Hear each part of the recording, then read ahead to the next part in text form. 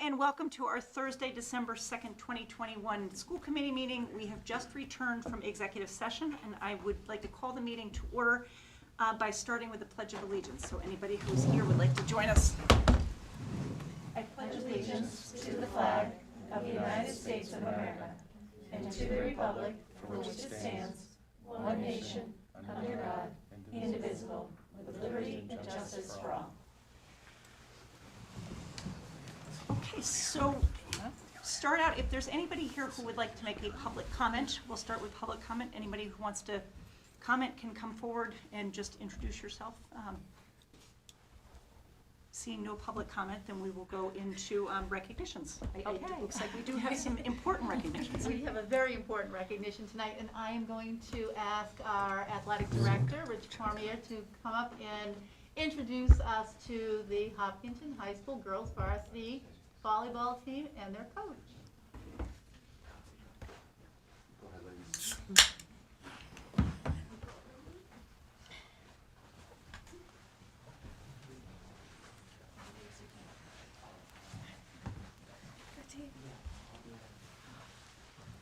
This is awesome to have all of you guys here. Excuse me. And look at this coordination. It is my great honor to introduce Coach Grabmeyer and the 2021 Division II state champions.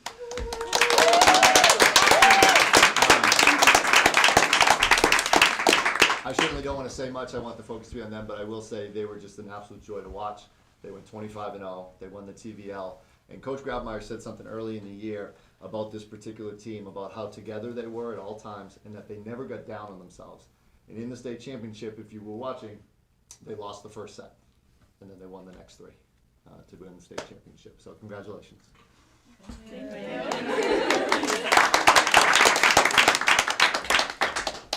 I guess thank you for having us. We appreciate this recognition, and I just would love for the girls to be able to introduce themselves. So let's start here. Hi, I'm Maggie. I'm a junior. I'm Annabelle, I'm a junior. I'm Abby Hardenbrook. I'm a junior. I'm Kate, I'm a senior. I'm Amisi, I'm a junior. I'm Michaela, I'm a senior. I'm Catherine. I'm a senior. I'm Kate, I'm a senior. I'm Melanie. I'm a senior. I'm Abby, I'm a sophomore. I'm Olivia, I'm a sophomore. I'm Sam, I'm a freshman. I'm Megan, I'm a senior. I'm Sarah, I'm a senior. And it was a wonderful season this year. I've had 20 great seasons with a bunch of amazing teams, but I'm so happy and grateful that I was able to spend my last season with this amazing group of athletes. So thank you very much. Thanks for having us. And on behalf of the Hopkinton Public Schools, thank you for 20 years. That's Yeah. an amazing Very run. welcome. It really Very is. I just want to say, I actually no longer have students, might have graduated, but you guys were such a thrill to watch. I went and saw you play. I mean, phenomenal to watch you guys. And I think the whole community has been behind you, whether they have kids in the district or not. Just high level of achievement and really fun to watch. And I love the camaraderie. You can feel it, from the sidelines. You guys are really. We felt the support also. We could feel the love from the stands and from the community and from our fans and the administration, everywhere. So we had a lot of support. Was the team not recognized for sportsmanship as well? We were actually. Yes, I think it's right behind, yeah. Which was such a deserved honor. As a matter of fact, there's something else back there too. Michaela. State championship. Congratulations. Also. That's amazing. Thank you. Thank you. Thank you so much. We're going to gather around all together for a picture here. Snuggle in there. That'd be great. I feel like I'm Here we are. All you, Mr. Bishop. Do we all fit? so that they can. Or is it with us? They're supposed to be with us. You guys, That's why come we're behind us. here. We stay where we are. We're As good. if we did it. Oh no, I just talk about them every meeting. I don't play volleyball. I'm just always there to support them. Yes, you know it. I talk about you guys every school committee. Yeah, Tonight you're finally here. Thank you. I feel like rock stars.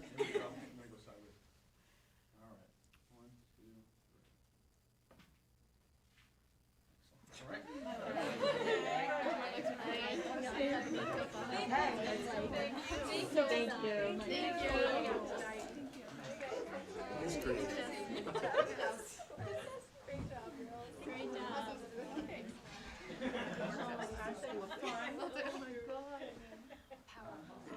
Amazing.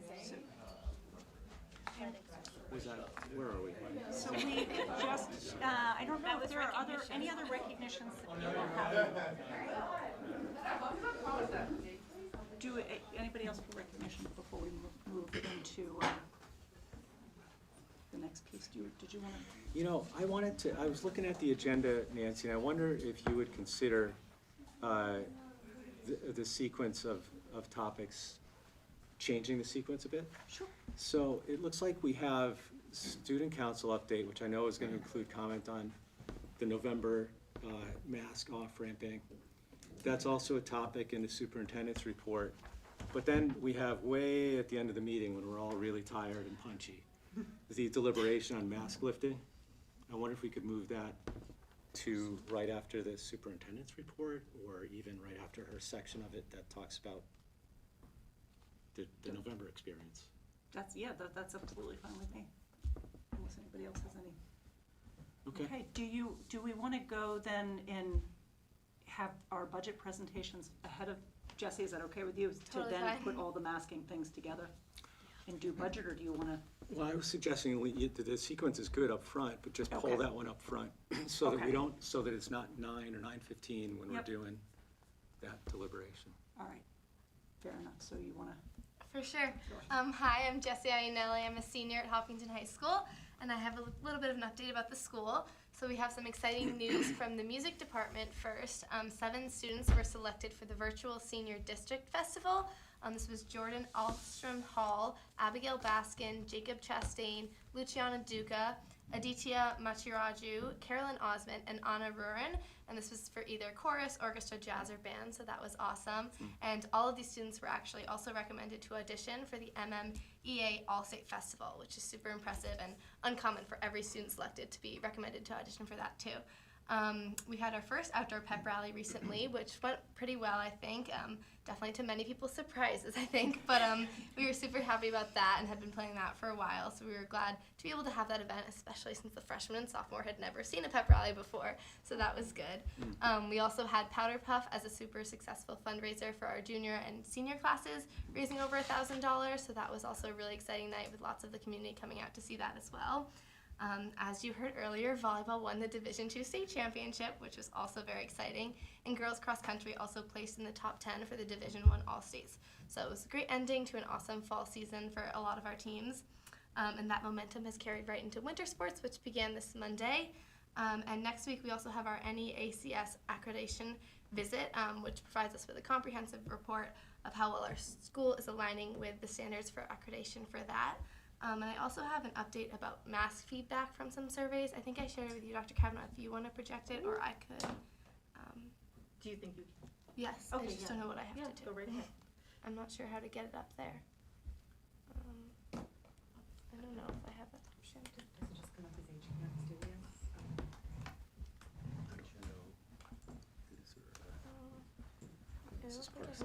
You're on the blind triangle.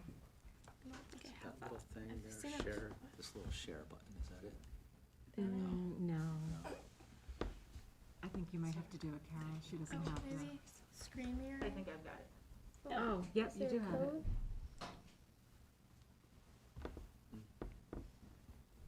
You have to type there. It says there's a code. Yeah, there should be one coming up. Oh, Yeah, I on the think they screen. just have to take off the Okay. screen and it'll go. It will go.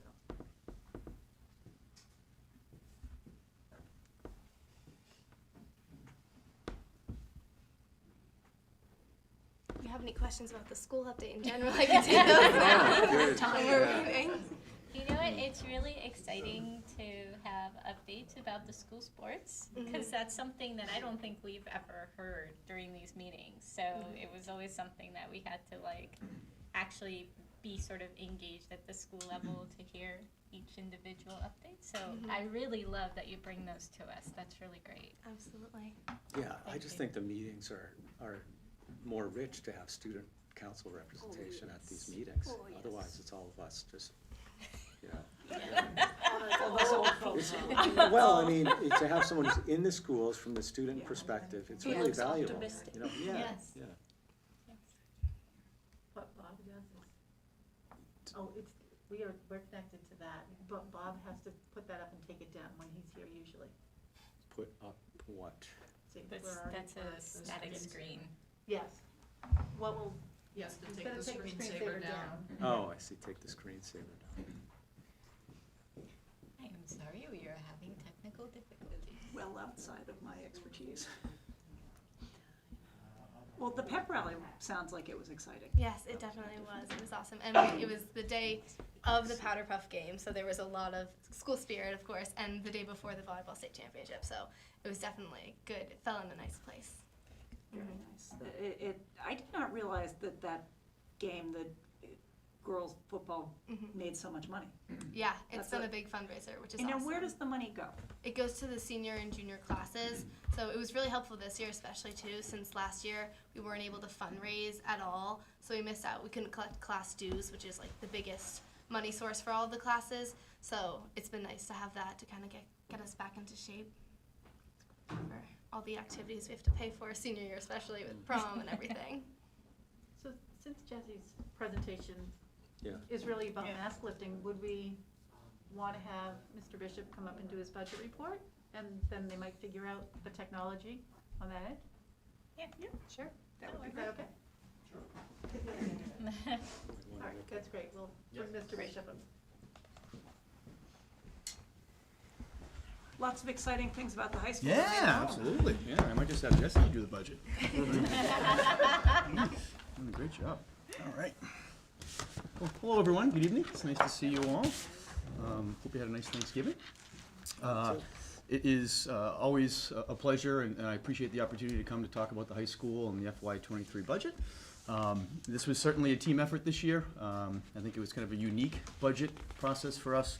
Coming back from the past 18 months being in person full-time, it was certainly a challenge to kind of get everything going and then also work through the budget for the following year. So certainly unique, but I want to thank the rest of the high school administration, Mr. Palmerville and Ms. Tice, as well as the SMLs. Some of them I met with 3 or 4 times in the last 2 months to talk about their different budget lines for their disciplines. Kayla Sables, our administrative assistant, is tremendous. She helped with the organization, and of course the central office for their help as well. Despite I think the financial challenges that a lot of school districts are facing during this pandemic, I think we're proposing a very responsible budget that still allows us to offer high quality services and programs. And I think that is always our top priority. And so I thought I would start with our personnel increases, or proposed increases, then go into some of the textbook, equipment, supply lines. So from a personnel standpoint, we are looking to increase staffing by 0.6, which is, for those who don't know what a 0.6 is, it's really about 3 different sections or 15 different classes that we're looking to add, and that's basically based on the enrollment that we're seeing. We're seeing an increased projection of enrollment, about between 20 and 25 students, and this is not considering any potential move-ins. So that is what we're just seeing right now from the 8th grade coming in and the seniors graduating. And I have this on the summary that you have in front of you, just the different class sizes by department. And so when you look at that 0.6, our plan is to probably distribute that differently depending on the need. So after our course selection process in March, we'll have a better idea of what disciplines need additional staffing. But I can pull out some numbers here for you. I know, for example, it says our world language average class size is 21. However, our French class sizes are 27.5. So that might be where 0.2 might go towards, to add a section of French. As well as our 9th and 10th grade wellness. Those are upwards of about 28, 29 kids per class. Now granted, you're in a bigger place with the athletic center, but still it's a lot of kids. And so that might be an area that we target for the additional staffing. As well as our business, technology and engineering department. We are, and I'll talk about this in a moment, considering coming up with a new course, which we'll probably come and present that sometime in January. And we might need some additional staffing for that as well. So that's what we're thinking right now, but again, that could change based on the numbers we get for course selection. And then in terms of our equipment, supply, textbook, and other expenditure accounts, overall there's a slight decrease compared to FY22. Of the 34 non-payroll accounts that we have, 24 are either level funded or show a decrease. And of the 10 remaining, 7 of those accounts have more than a $2,000 increase. But overall, we have a slight decrease of just about over $2,800, which is just about 1% of the budget. So I thought I would just talk very briefly about some of the accounts that have an increase of over 2,000, and then I'm happy to answer any questions that you have about the budget. So the first is in our pupil testing account. That is showing an increase of about a little over 2,800, and that's really based on the volume of Apple tests that we need to be ordering for our students. So in the past, we've had about 75 students take the Apple, and we're having some discussions with some of our students, and Ms. Bell, our new world language coordinator, we're thinking it's going to be upwards of 225 plus students. So that increase is directly related to just ordering more tests. Now, kids want to take it multiple times. They usually pay for that on their own, but that first test, we pay for those students. So I think it just shows great interest in our world language department, and kudos to our group. So that's the increase for that department, for that account. We have our co-curricular supply account. That's going to be up $5,600. And this is for the purchasing of prom buses. And so this is something that we've been doing now for the last few years, and it's been grant funded. Unfortunately, we were unable to get that grant funding. So this year we were able to kind of squeeze some money together to get the prom buses. It's a safe option for students to be able to get to the prom. It's also equal access for all students to be able to get to the prom in different ways. So I think there's a lot of benefits for it. And so that's why that account is up $5,600. So the next account is the tech ed supplies. It's around $5,000 as well, and that is really to help cover supplies and materials for a newly proposed class. Right now the name is to be determined, but to give you an idea, it's going to be a very hands-on class taught by Mr. Scott or someone else within his department if we're able to get that additional staffing. And we're thinking about topics like plumbing, electrical, welding, carpentry, things like that. So the courses and topics that we think we need and a lot of our students are asking about. So we're very excited about that. I've been working very closely with Ms. Parson. So we're hoping to develop that, present that sometime in January for the program of studies. So very excited about that. Next account is our world language text account. And this one's up, it looks like a lot. It's up 7,000. But over 5,000 of that really are what we call VOCES online subscriptions, what used to be in the technology or maybe the district curriculum budget. So we're just kind of shifting that over to the high school budget. It is a collection of kind of authentic resources that levels from anywhere from Spanish 1 or French 1 all the way up to AP can use. And so we use this quite a bit, and so we're just shifting it over to this account. So that's why you see a pretty large increase there. In our music supply account, there's an increase of about $2,600, and that's just to purchase some new instruments. We have a bass trombone as well as a snare drum that are 30 plus years old. So Mr. Hay, who is wonderful, comes to me and says, can we please put this in here? We need it. So I said, of course, anything you need. And then the last account that shows an increase is our new equipment, and it's geared mostly for our ceramics classroom. We have 3 sections of ceramics right now. We have a lot of students that take ceramics at the high school, and the stools in that room as well as the tabletop potter's wheel need replacement. They are just out of date and not up to par with what I think we deserve here in Hopkinton, so we're looking to update those. So it's a pretty straightforward budget, as you can see, but I still am very confident that this budget allows us to operate in a way that we're accustomed to, and that we're still going to be able to offer the programs and the services that we have in the past. And so I'm happy to answer any questions that you have about any of the increases or just the high school in general. Do you want to, anybody have questions here at the table? I have a question actually for Ms. Parson and Mr. Bishop about just understanding the textbook and licensing home, where that money lives. I mean, I understand that your budget, I think it's fine, but I was just curious, when do we move that out of the central curriculum budget into the school? Is there a process for that? Yeah, I think probably the most simple way to describe it is really large undertakings come out of the district curriculum budget. So if we're looking for a large multi-year subscription for a text series that might be in the $40,000, which is something that you'll see at 9 tonight, those things stick with central office. For the most part, things like smaller renewable subscriptions specific to one department, like the world language that Mr. Bishop talked about tonight, that's why we moved that one back into the high school budget this year. Last year, that one did come out of central office. It was brand new, and we were kind of running it for a test drive, and when it seemed like something we were going to stick with, it made more sense to keep it in the high school budget. Okay. Yeah, but there's a process. We communicate throughout the last 2 months. We bring the SMLs involved and just talk about where it kind of is the best place. So. I just have a comment. I'm really impressed. You have a lot of students coming in. The high school is constantly growing. And you have kept this eminently reasonable. I'm super impressed with all the work you and your team have done putting this in front of us. This is definitely less than I thought I'd be seeing, and you know, I'm always happy to support the schools, so whatever you put in front of me, I probably would have been like, oh, that's great, but I'm super impressed. Well, say that. I'm only one of five, so you know. That's fair.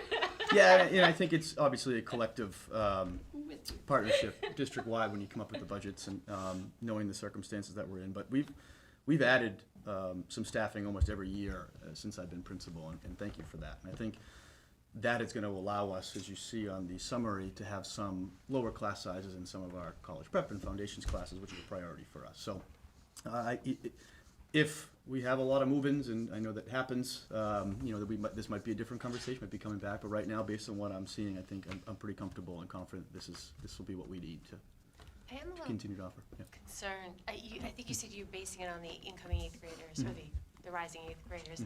Do we overlay Dr. Wagman's projections as well? Yeah, that's part of this as well. Sorry, I should Okay, mention. so Yeah, that, yeah, okay, yeah, thank you. sorry That's about that. good. Yep. One thing that I am kind of excited about here to see is the jump in the number of SEAL by literacy Yeah. people. That's great. Is this the third or fourth year? I forget how many years this program has been. This up would and be our running. third year, I Okay. believe, yes. And is your sense that that's what's driving that now this is becoming better known, the pathway to get to the seal by literacy, or is there something else shifting in our world language? I think so too. Yeah, I think that's a big part of it. Yeah. You know, I think it's talk between students. It's being able to have that, you know, on your transcript and be able to. But I also feel like there's some things that the teachers have been doing within their classes. They debated, like, do we want to have that be one of the mid-year or final exams? And so that we're moving away from that.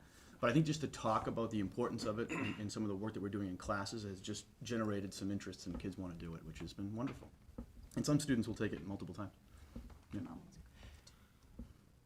Yeah, I wanted to ask a question. It looks like all the personnel increases you're asking for seem to be directly tied to enrollment expectations. But as we know, like last year was an irregular year, and you've had special circumstances you have to address in the schools. Yeah. And have you been satisfied with the level of staffing that you have for social, emotional, and counseling and things like that in the high school? Yeah, that's a great question. I am. I think it's an area that we always would probably want more staffing. And what's not in this, but as you'll see on one of the forms, is we had a .4 French teacher last year. And that individual took a full-time job in another district. And what we did with that money, based on looking at our numbers, is we put it towards a part-time adjustment counselor. And so we felt like that's where we needed that at that time. Now we're seeing the numbers coming up from the middle school that there's going to be a need to bring back some staffing. So sometimes that happens when you're kind of playing this game. But you know, when you have some available staffing, what is the needs, that jumped out at us. And we added a school counselor 2 years prior. So over the last 3 years, we've added a position and a half into that department. Okay.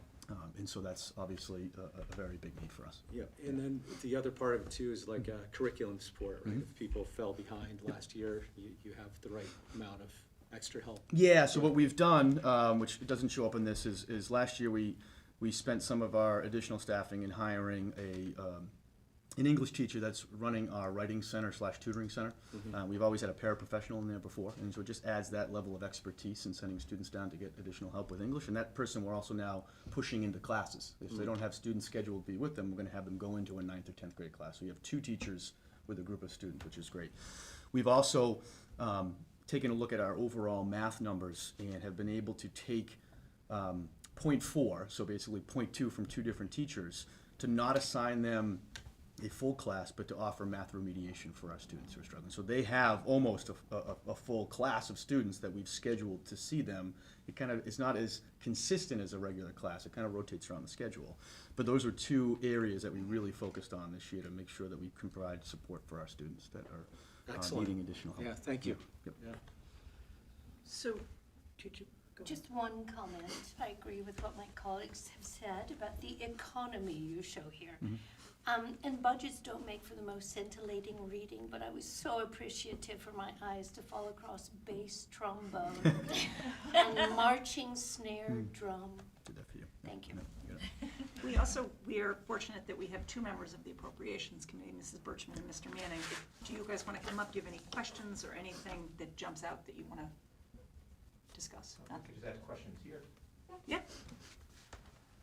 So do we have just, I like what I see because it's, it's reasonable. But do you have the overall numbers? I saw, I know it's flat for the operational piece of it, but do you have the increase? Susan, do you have that overall number? The overall increase is 0.8%.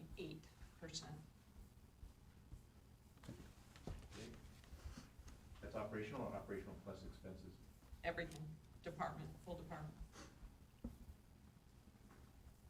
All right. Thank you. I like what I see so far. That's good. Thank you.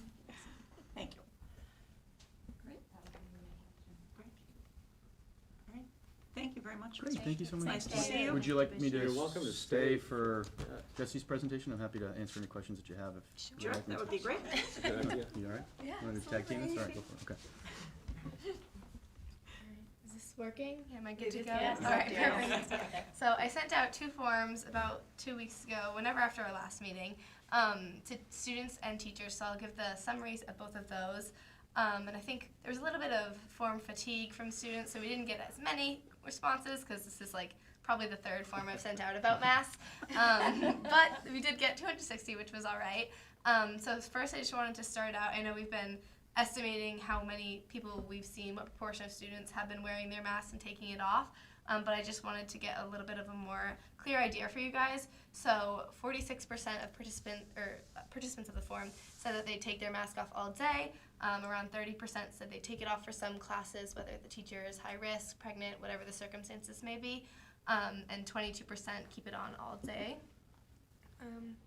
Is this connected to mine or? No, it's, Oh, perfect. No. So then I asked how the mask optional policy has affected their learning experience specifically, and I got some good responses from that. About 63% said their learning experience was improved when the masks were optional to have on, and then 32% said there really wasn't any change, so there was minimal that said it impaired their learning, which was good to hear. And some of the comments that kids had, they said they had better class discussions and it was easier to work in groups when the masks were off. Some people said that it was easier to read lips to better understand people, whether you're in the back of the class and can't hear the teacher very well. And there were a lot of students who said it was easier to understand English as a secondary language, which I thought was great, and to learn foreign languages as well. Just pronunciation and that kind of thing is definitely a lot easier without the masks on. There were comments about no more headaches from wearing the mask all day and feeling lightheaded, which was great. There were a lot of comments about facial expressions and emotions, just seeing people smile in the hallways, and school is more enjoyable and there's more personal connections, and that helps facilitate learning as well, which is good. People said it made wellness class a lot easier, which was good. I guess there was some difficulties breathing with the mask while playing kickball, so that solution was solved. It was also easier for those who were wearing glasses and safety goggles in our science classes during labs. And there was one student who said with ADHD they have a really hard time focusing in class because they're constantly adjusting their mask on their face, and they thought that they got a whole new freedom with this mask optional trial. So they thought that was great. And then a couple of the 2 negative responses that I received, they said they didn't feel as comfortable sitting next to unmasked peers in class, so that definitely affected their ability to focus and learn. And students said that they stopped receiving up-close help from some teachers who might have been more nervous about the spread and were more reluctant to get up close to students, which is also a comment I got from the teachers. And then the next slide, I asked about the overall experience at the high school, and 70% of people said it improved their experience. Only 8% said it worsened their experience. And this was all really positive about facial expressions and that idea. A lot of improved friendships, just contagious smiling and being able to see people and recognize their faces, improved their confidence, and it was just overall happier hallways and more recognizable high school experience, and people aren't just going through the hallways to get to their next class not seeing anyone's faces. So that was great, and I definitely felt that experience myself as well.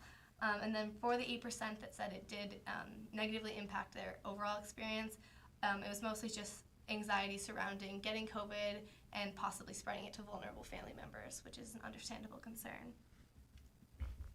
So overall, 85% of the students prefer to return to the mask optional policy, and around 15% would rather we keep the mask requirement until winter break. So I thought that was interesting. And then for teacher feedback, so the teachers, we got 36 responses for this, and many of them said it didn't really have a change on their teaching experience. 20% said it impaired their ability to teach, and around 40% said it improved their ability. And for some of the negative ways it impaired their ability to teach, many said that they were unwilling to get as close to students and give that one-on-one individual help because of the fear of them being en masse and possibly spreading the disease. Many commented on how it was distracting to think about COVID safety and also an additional responsibility to enforce who can take it off or not. They were hesitant to plan group work because they were concerned that the students who weren't wearing or who were wearing their masks wouldn't want to work with students who were unmasked for fear of getting it as well. And one student commented, or one teacher commented that it was hurting their relationships with students. They don't want to get as close because they don't want to get it, but they also don't want to appear rude by asking them to put it on and appear disrespectful. So that was one response that I got. For the positives, a lot of teachers commented on how they made more personal connections with students, even though they've seen them all year. They felt they really developed their relationship in this 3-week trial period, getting to see each other's faces, and their job overall feels more rewarding, and they're excited to go to work every day. Their facial expressions to understand the level of seriousness at different times in classes. Teachers found that as a helpful tool that was necessary in classes and was gone when we were all wearing the masks. Teachers had the ability to be more expressive, and students as well, so they got a better idea of how kids are feeling if you can see their faces, and that goes for the teachers as well. Overall, it was a better atmosphere for exchange of ideas and communication with students as well as coworkers, and they also commented that student involvement increased, so we saw that from both sides. And just recognizing students in the hallway, even though they've had them all year, and it's honestly hard to know someone's face when you never see the lower half of it. And then the teachers' comments on the students' learning experiences, they were split 50-50 on noticing a difference in their students' learning abilities during this trial. So some said that they were stricter about distancing, so there was less flexibility of classroom activities, whether this is like putting them in groups or not. So that was limited with the mask optional trial. More students were hesitant to work with others who were unmasked, which is something I mentioned earlier. But they also said that the students were more social and connected with each other and had a more positive energy. They also commented that unmasked students weren't getting individual attention, like I mentioned, when they needed it, because teachers were scared to get close to them. There was definitely some distracting anxiety for the masked students who were worried about getting it from someone who may sit next to them that is not wearing a mask. And students were more engaged, energetic, interactive, less distracted, and overall just a lot happier. Some additional comments that teachers gave me, they were split 50-50 also on whether they wanted to continue the mask optional trial. Some of the stories and anecdotes that they gave me that I know you guys were looking for too. One teacher said that they had a hard time with ineligible students unmasking in their class, and the teacher would have to ask them to put it back on, and it just kind of led to a power struggle, which I think was a rare situation, but definitely something that happened and something to think about. One student emailed their teacher asking to rearrange their seats to stay away from the unmasked students, which is obviously an easy fix, but it just shows that students were really concerned about that. One teacher commented that she saw an unmasked student who was having a difficult day and wanted to go out and reach out and have a meaningful one-on-one conversation, but out of fear for getting it, she wasn't able to do that. They also commented a lot about how taking the time to check the list of eligible students every day was cutting into their class time, and then students who didn't bring a mask but were required to wear one would have to go all the way to the nurse to get one, which is just cutting into more class time. A lot of them said that there were more kids out sick during this period, whether it was just the common cold, the flu, whatever, or actually COVID or contact trace. They definitely noticed that. One student one teacher said that they keep the windows open in their classroom now to further prevent transmission, and this leads to a very cold and pleasant classroom experience, which is definitely something I've noticed too. When the windows are open in December, it definitely does get chilly in the classrooms. And then one positive story that was submitted that I loved, a student athlete received news that he needed surgery and wasn't able to finish his season, and this staff member was able to have a conversation with him without masks and make him smile and made his job feel a lot more meaningful. So I thought that was a happy note to end on. But that's all I have for the survey results. Thank you. Yeah, that, I think back to Joe's comment earlier, it really is wonderful to have you here to be able to represent the student and to be able to also talk with the teachers and their experience. Absolutely, I love getting to share their voices as well. Does anybody, do you want to add anything, Mr. Bishop, on that before we? No, well, I think Jesse did a really nice job, and thank you. Thank you. You presented that really well.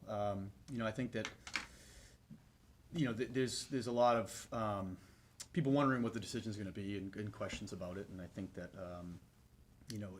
this, I think, summarizes it pretty well. I think that the vast majority of students, I think, were in favor of continuing with the mask optional, and one thing that really impressed me, and it shouldn't about our students, they always do what we ask them to do.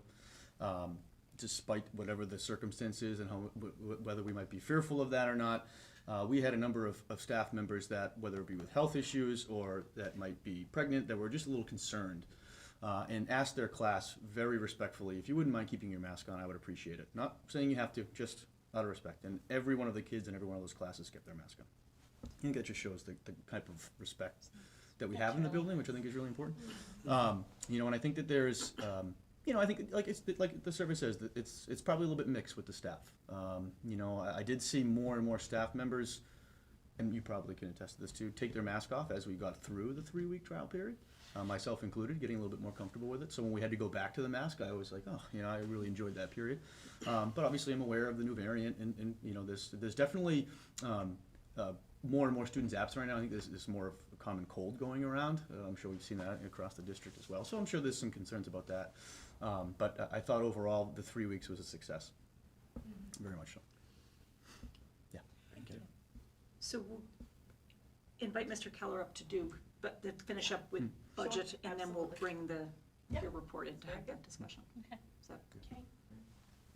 Thank you so Thank much. you. Thank you. And just to add, Jesse does a phenomenal job, Yes. and really, I think, I know. Based on I'm not it's all surprised. him, I'm not it's his surprised. leadership. I'm not surprised. Yeah, she's done a great job. Wonderful. Thank you. Thank you. Hi, Mr. Keller. Hello, Good, Mr. thanks. Keller. Hi. How are you? Good, thanks. So I'm going to echo some of what Mr. Bishop said. Putting together a budget is a true team effort. So I want to thank a lot of the people, the curriculum leaders, the subject matter leaders, Katie DeTommy, my secretary, and then obviously Susan's office. So anyway, it's a laborious process putting this together when you really feel like the year has hardly even started. So anyway, I'll get started. Using Dr. Wegman's projections, we're looking at an increase of 40 students for next year to have a total number of students at Hopkinton Middle School at 965. And with 324 students at grade 6, 321 at grade 7, and 320 at grade 8. In terms of a overall personnel summary, I'm looking to increase personnel by 1.3, and so I'll go through how we get to 1.3. I'm looking to add a 1.0 library paraprofessional. So since FY20, we've been without a librarian, and there hasn't been anybody managing the library. And the library, we look at middle school as a place where students are transitioning from elementary and about to become high school students. And so the library is still very much, and I know it is at the high school as well, but it's still very much a part of that student experience and really fostering reading. And so we feel like it's really important to kind of bring that back, which we haven't had for quite some time, to have a presence in the library, have somebody managing book loans and working with kids in that regard. We are looking to increase a media literacy position by 0.3, so that would be moving that position from a 0.7 to a 1.0. So we've had a media literacy class for several years now. And that class is really focused on helping students become consumers of media and to recognize a variety of messages in media and be cognizant of what, when they're trying to be sold something and how to be critical consumers. So that is taught in grades 7 and 8. It's one of our related arts courses. So the way that our schedule works, we also need a place for grade 6 students to go because of the number of related arts offerings. So we've had our guidance counselors teaching a guidance seminar all these years, and which follows the guidance template for what you offer to students. And so there's a career component to that, there's a social emotional learning component to that, and there's also a classroom component to that, like how to be how to work in the classroom. And so as that's been a really valuable class to offer to our grade 6 students as they're coming to us and beginning to understand what middle school is. You know, kind of to Mr. Markey's question to Mr. Bishop earlier in terms of the resources that we have for students around guidance and counseling, we're feeling like the guidance counselors teaching that course is pulling them away from the direct services that we want them to be able to offer to students. So so having the media literacy teacher take on that grade 6 guidance seminar would free the guidance counselors up to be doing more tier 1 and tier 2 services with students, whether it be individual appointments or groups, with the guidance counselor still being a part of that and popping into the class, but not being the lead teacher on that. So that's a really long comment about increasing the media literacy position to point 3, and hopefully that was clear. We're also looking to increase our orchestra position by 0.2, so that would bring that person to 1.0 from a 0.8 position, and that really comes down to enrollment. And then speaking of enrollment, we've had a decrease in students taking our Mandarin course. So grade 7 is down a section this year, and so that's a 0.2 decrease, and so that I'm decreasing that position from a 0.8 to a 0.6. And then the last personnel piece on this would be, you know, we only have one secretary that works during the summer, and under, you know, a lot of her efforts are focused on purchase orders, preparing the school, organizing a lot of documents and that kind of thing. And so with the number of new enrollments that we've had, or new registrations that we've had over the years, I am requesting to add summer hours for our campus aide, so that person can be in the school a total of 8 hours a week, so that she can be processing those new student registrations. And then in terms of expense accounts, at HMS we have 31 expense accounts. 21 of those accounts are at or below our FY22 budget. And then we have 4 of those accounts that are somewhere between $0 and $999. So we have 6 accounts that are over $1,000. And so I elected to print some details in here on that. So the first one is our professional development account. This year we brought back having a peer leader program from Anti-Defamation League. They just finished the 3rd and final training of 7th and 8th grade students earlier this week. And so that was funded through grant funding, and we want to bring that in so that it's a regular part of our budget to have the ADL come in and train 7th and 8th grade students who become peer leaders in the school.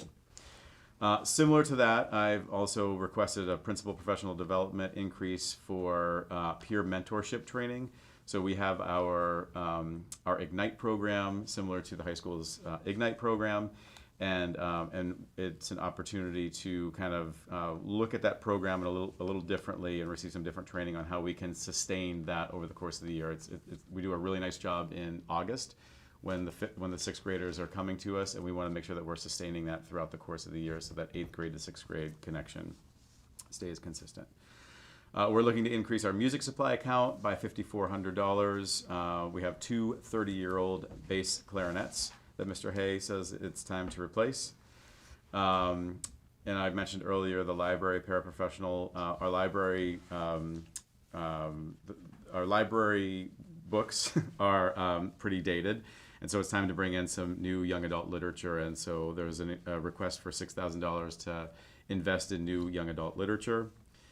And then $1,300 to increase our engineering supply account for the purchase of new VEX education kits. And finally, there's a $13,000 request for undistributed equipment account for the purchase of lab benches. So I think everybody probably knows the middle school was at one time a junior high, and so the science wing is, a couple of the classrooms are very feeling high school in nature, and so so the goal is to kind of redesign a couple of those classrooms, and so they can be more flexible in their seating. Thank you. Questions? Similar, I mean, of all the accounts, there's only a handful that are increasing modest amounts for defensible reasons. Yeah, I think this was really well thought out, though, you know, with the with the championship of the VEX team, you know. Yeah, it's gotta be worth something. Yeah. Go ahead. No, so this is, I saw on the kind of breakout that this is a 2.8% increase, is that correct? Yes, it is. Just for verification. Yeah, this is really well done, thank you. I had a question about the media literacy with the guidance center. So would the media literacy teacher be teaching the guidance seminar the same curriculum? It's just a change in who teaches. That's correct, to yes. To allow the guidance to be Yeah. doing guidance. So the guidance department, so the 3 guidance counselors, along with Carla Burley, our director of social emotional learning, have been working with the media literacy teacher and really, you know, kind of massaging what that course looks like. The media literacy teacher has experience and has worked in those kinds of settings prior to becoming the media literacy teacher. I mean, she worked at a college campus and those kinds of things. So, but yes, it would be her delivering the guidance seminar class. It's a creative way to increase the guidance services available to teachers. Yeah, thank you. Other questions? I was just curious, since we had a meeting this week in your library that has been Yes. renovated, I was just curious if you could, the budget looks good, looks great. I just was curious about how the library is used. Like, when can kids go there? If there's a library, can they go before school? Do the classes still go there? Do they go after school? Like, how is it actually being used? At present? Well, how do you envision it? Yeah. How will this position facilitate your vision for the library? Yeah, so I'm glad you got an opportunity to be in there. I'm very thankful that we've been able to do a lot of work over there in the course of the past year. I think it's a tremendous makeover, and if you haven't seen it, you should come and check it out. But it's yeah. So I mean, right now it's not the only time that you would find students in there is when a teacher wants to take his or her class into the library, because we don't have any supervision in the library, and unfortunately, along those lines, we don't. You know, we try to have our campus aide in the library at regular times, but I think everybody knows that there's been a tremendous substitute shortage this year, and so those times when she's been in the library where kids could go down and check out books, pretty much she's covering a class if somebody happens to be out. So the vision would be that the library paraprofessional would be in there from the beginning of the day to the end of the day, and would be hosting students if they want to pop down during Hiller block, during their lunch block, whatever, to check out books. Teachers could take a class down there. In the past, when we had a librarian in there, a teacher might want to say, I want this small group to go into the library and work on this, and I'm going to stay in the class with certain kids, and we could kind of break up because we know that there's supervision in there. So my hope is to really reinstate it to the hub that I think a library should be in a school. And so we have the physical pieces in place right now. And so now I would like to get it to the point where we can have kids going in there regularly, before school, after school. And like I said, right now, like, robotics takes place in there, but that's because the robotics advisor is going in there and supervising, but there isn't any supervision if a teacher isn't going down. Thank you. Yeah. Any questions from appropriations? Just the same question as last time, so the overall, 2.8. 2.8 in the upward direction. Correct. Thank you. Not good, thank you. Great, thank you. Thanks, everyone. Thank you so much. Nice Thank to you. see you. All right, and that brings us to athletics.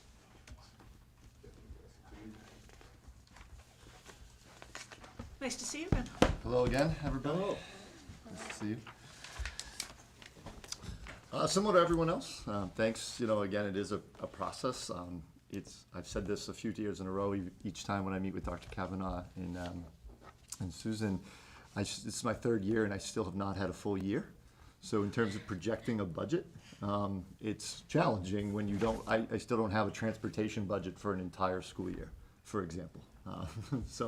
And then we get right back into it and have to try to figure it out again. So, but again, I feel like I've pieced it together enough over the first couple of years to kind of know what we need and what we maybe don't need. So as you can see here, for personnel, we are not currently requesting any additional personnel. The only potential request, which will come in a few moments, would be girls golf, but that would not actually be a personnel request for the next fiscal year, because under pilot programs, all costs are covered by user fees and fundraising. So it would technically be a new staff member, but it would not impact our budget for at least 2 fiscal years. For the expense summary, our contracted services have overall decreased slightly, which might sound unusual because the cost of services are actually going up. The cost of officials continues to go up, the cost of transportation continues to go up, and so forth. But we were able to find some areas where we were able to make cuts so that we could cover those differences. For example, with Mrs. Sanborn moving to a full-time assistant athletic director, we were able to reduce our event staff because she's able to cover some of those events rather than hiring somebody. And we were also holding on to a couple freshman sports, hoping that the numbers would repopulate so that we would be able to run those sports. But it's now been 2 years and the numbers do not look like we're going to have freshman teams. So again, that freed up some money in our contracted services as well. And then in terms of supplies, that has increased, but again, the overall number has decreased. I was able to find different ways. And we're not asking for anything unusual or significant in supplies. It's really just everything is going up quite significantly, and part of that has to do with shipping. It's just really challenging. Like, I'll give you kind of a weird example, but a dozen baseballs went up $10. Just, when you think of how many dozen baseballs we go through, like it really gets incremental quite quickly with the amount of consumable goods we use on an annual basis in athletics. But that's really it for the summary. And the overall number, I think, is a negative. It is a negative. She should get a prize. He gets a prize. So one thing that Mr. Cormier did not speak about, because it's really kind of in my department, but we've also increased the offset that goes against the athletics. So we've been, as you know, in past years, been kind of watching the use of revolvings. So because we've been kind of saving that use, now we're able to get back up to the level that we were at 2 years ago. So the offset for athletics increased 50,000, which then allowed his department overall to have a decrease of 3.2%. Is that talking about revenues from renting out space? Revenues from athletic fees. Okay, athletic fees. Okay, Yes. thanks. Not often that we have a presentation that talks about a decrease. Maybe we should put a star by your name going forward. Any questions specific? I have a question. Which freshman sports were you seeing the not resurrecting interest in? There was 2 in particular, field hockey and softball. Okay. And we're still able to offer those sports at multiple levels because Sure. we have varsity, JV, and middle school. I see, right. The athletic equipment increased costs. I know there's a supply chain problem everywhere. So that's a really unusual jump is what I'm understanding, correct? It's actually not that significant because a lot of times we need sort of a one-time equipment purchase. And we're actually in really good shape, thankfully, in terms of our overall facilities and our needs. And we're also very fortunate to have a very, supportive boosters. So if something did pop up, I feel that the boosters would be supportive of that. So we're just in a really good position. So believe it or not, that is mostly just the increase of costs of what we're using. And we're not actually ordering any more. it's just Okay. the increase in the cost. Okay. Thank you. Thank you. Anything from appropriations that? Susan proactively. I just have one question. I know you already talked about the two freshman sports. I'm just curious, is overall sports participation down overall, or is it just? It's actually not. I was curious, to be honest, if we'd see a decrease after, sort of although I guess we can't say post-COVID since we're still dealing with it, but after last year where it was the sport restrictions were very significant. Our numbers are actually higher than where they were 2 years ago.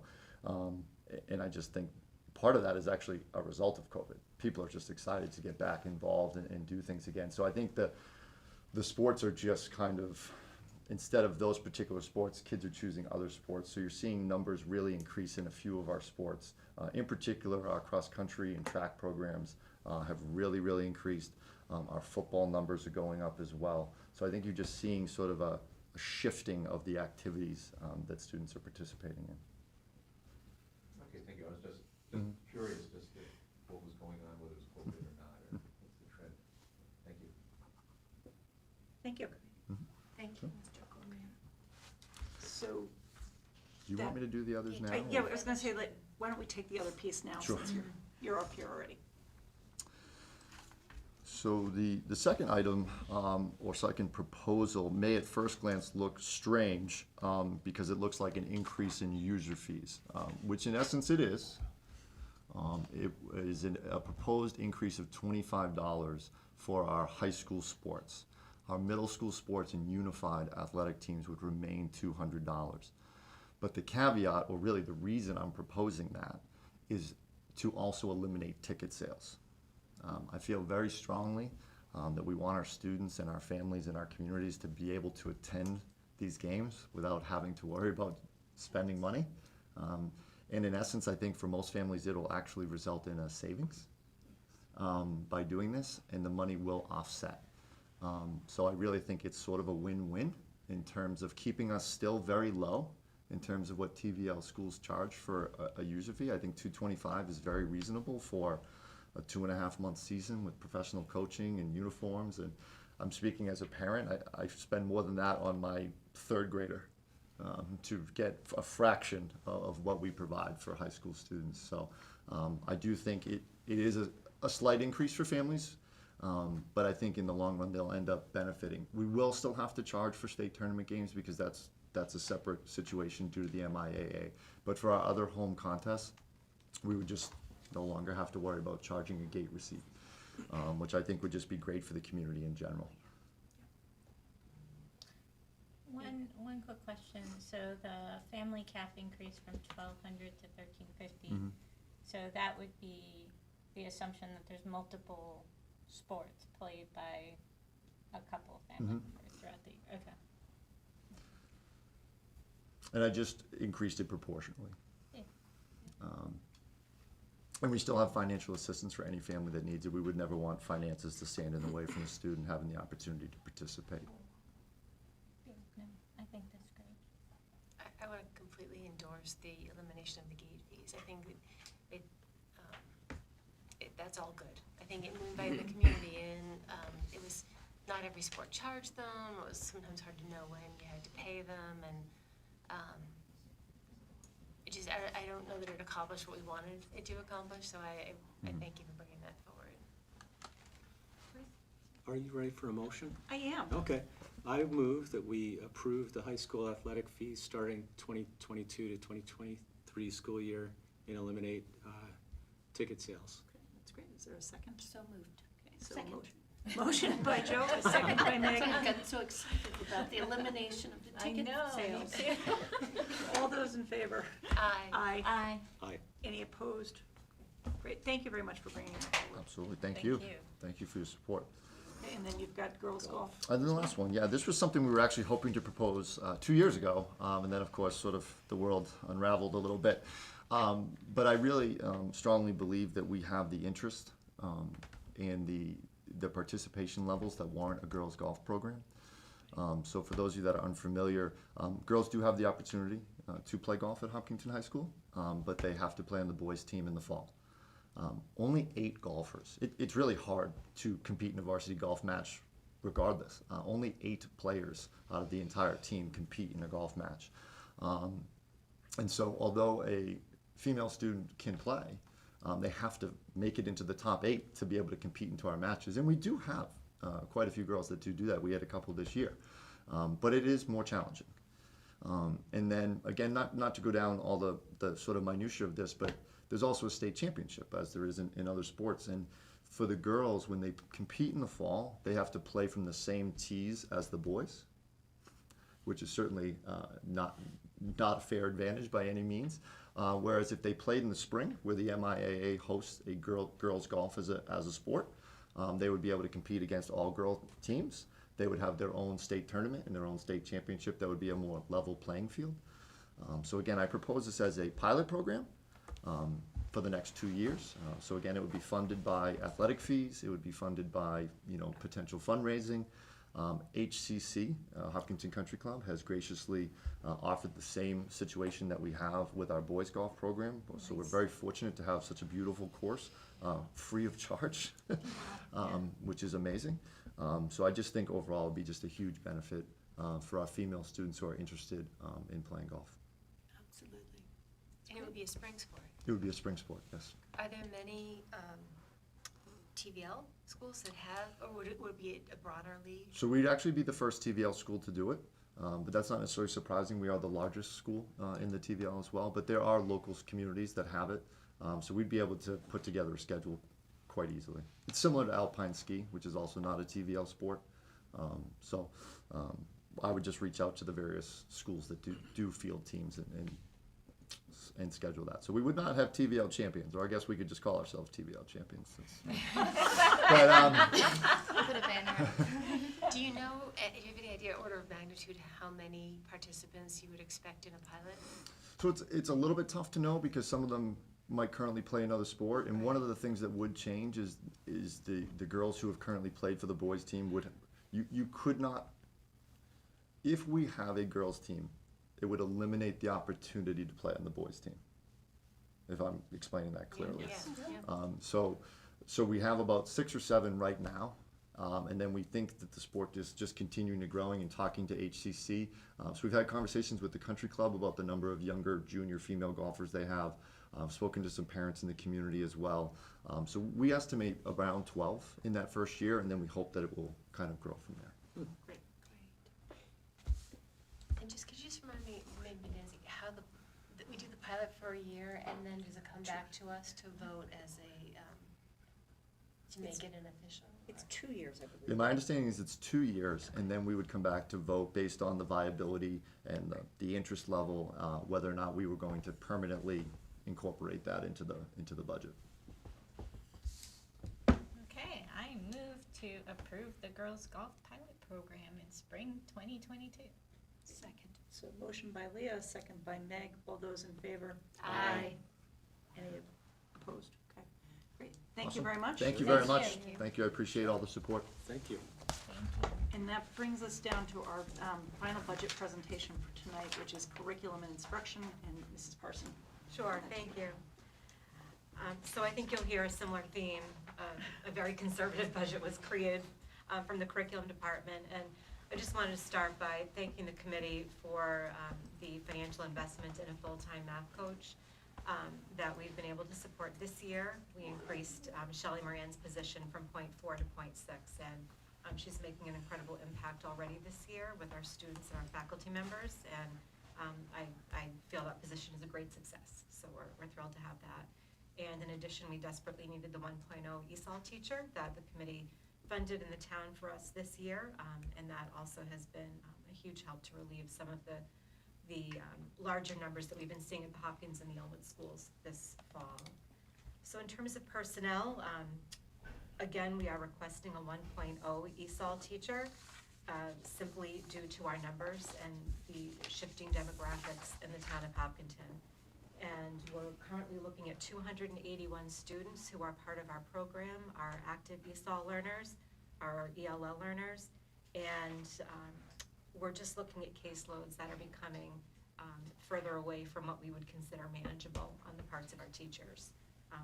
The numbers you'll see when you look at elementary specifically, that's where we see the lion's share of our English learner population, and that makes a lot of sense. Families move to town, students are starting their journey as English learners, and typically by the time they get to the latter end of Hopkins in the middle school and certainly the high school, they've acquired many of the English skills that we expect, and they often are able to graduate from the program. So with the addition of a 1.0 ESOL teacher, we would be looking at a department of 11 ESOL teachers and a director.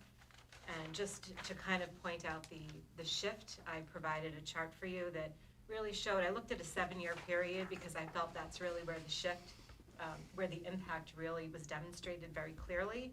And looking at 2014-15 with 1.4% of our district learning English as a new language. In 21-22, we're looking at 6.9%.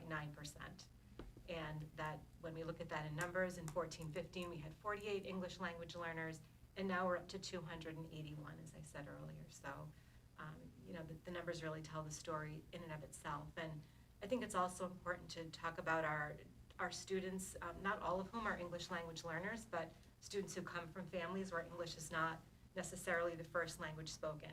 And in 2014-15, that was 3.2% of our students, and now we're up to a little over 19%, which is a difference of 111 students back in 14-15 and 765 of our total student population this year. So we have a really great team of educators, supported by Jen Suker, who's the director. She's in her 2nd year.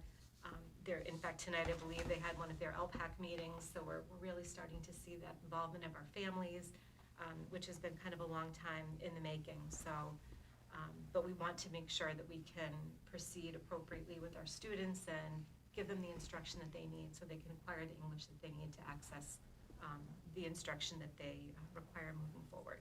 So that's one increase for curriculum instruction. In terms of expenses, again, you know, this account is going up by about $20,000, and that again is where I think we're somewhat bound in terms of what we need for curricular resources for the courses that we offer. So we're looking at an online tech series for grades 6 and 7, and that has come to the end of its natural 6-year cycle, so we need to renew that again. And grade 6 and 7 teachers who are using the really relatively new social studies curriculum have been very pleased with that resource, and it serves both grade levels in terms of kind of the ancient civilization curriculum that spans a 2-year cycle of the middle school experience now. So that needs to be renewed.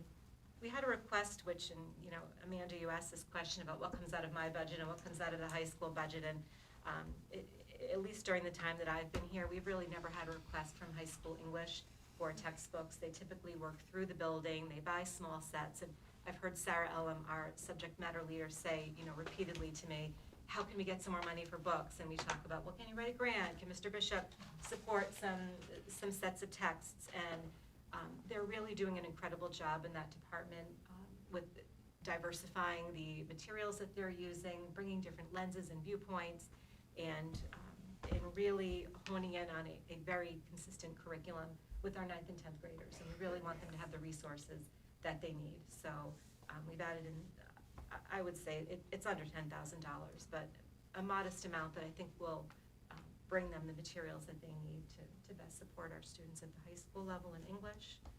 And the third thing that I'm asking for is an online English program that will serve students at Hopkinton Middle School and the high school called Achieve 3000. And that's a program that we piloted through one of the grants this past summer. And it's really a pretty incredible program that is differentiated. It meets students where they are, multiple reading levels, so students can access the same type of text and content at a just right level for them. And so we've recently rolled that out at the middle school. We had great interest on the part of our English teachers and our special education teachers. And this year, we're able to use that program with our students at no cost. The cost is coming from a grant through the Department of Education, so thank you to them. And it's possible that that grant will continue into next year, but as of right now, we don't have that information, so I feel that we need to put it in the budget, because I think teachers are really starting to enjoy it and find the value. So that's really where we are with curriculum and instruction. So I'm happy I do have a question. So when we did, correct me if I'm wrong, there was a request that I made for the superintendent to present about sort of the teacher, teacher experience per like different sort of groups that inside of the middle school. And one of the things we found, there's only 10 teachers, but one of the things we found compared to average was that the experience of the teachers was a little lower than sort of the average state percentage that they. Oh, you mean the years of experience? Yeah, in terms of years of experience. So, sorry if I'm kind of messing up what I'm trying to say, but my question is, with the 67,000, are we going to get a more experienced teacher, or are we going to get a kind of entry level? You know, like what level of teacher are we looking at getting for that amount of money? Because I might want to see, Appropriations may not be happy with me, but I might want to see a slightly higher amount if it means we're going to get a more experienced teacher to help with the ESL. Well, $67,000 does not get you a brand new teacher. It gets you a teacher who should be at a master's level 5. Okay. I believe and I think actually compared to a lot of our neighboring districts, I've worked in a number of districts where it's M1, everybody sticked. And so I think we've really been very thoughtful. And that's something that the Department of Education does look at in terms of our students, especially our high-need students, which English language learners are considered part of that cohort, in terms of how much experience their teaching staff does have. So that is definitely something that we're mindful of. Okay, thank you so much. I really appreciate that. And just as a reminder, the way we budget for new positions, we consistently put them in at that Master's 5 budget number, but buildings are free to interview and hire truly the best candidate.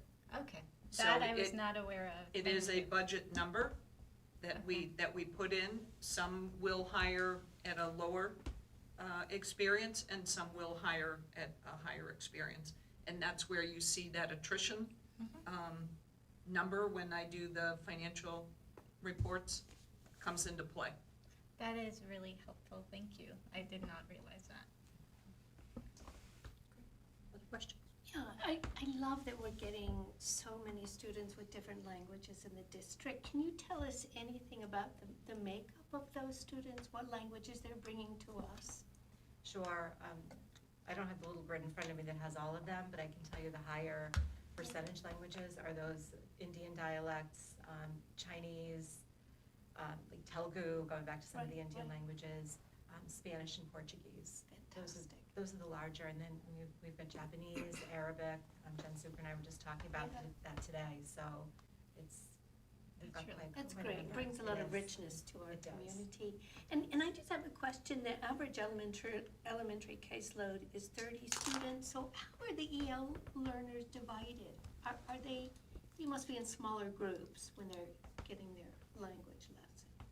Yes, and our principals really do work, and we're learning. We're still in the learning process, but they're really working carefully with Jen Super, our director, to look at where our students fall in terms of their language acquisition. So when we can predict who our students are, which is a lot easier to do when we have returning students at grade 2 and grade 3, we do try to cluster kids when we can with like abilities so we can pull them, and so the instruction in their small groups are really meaningful and tailored to their needs.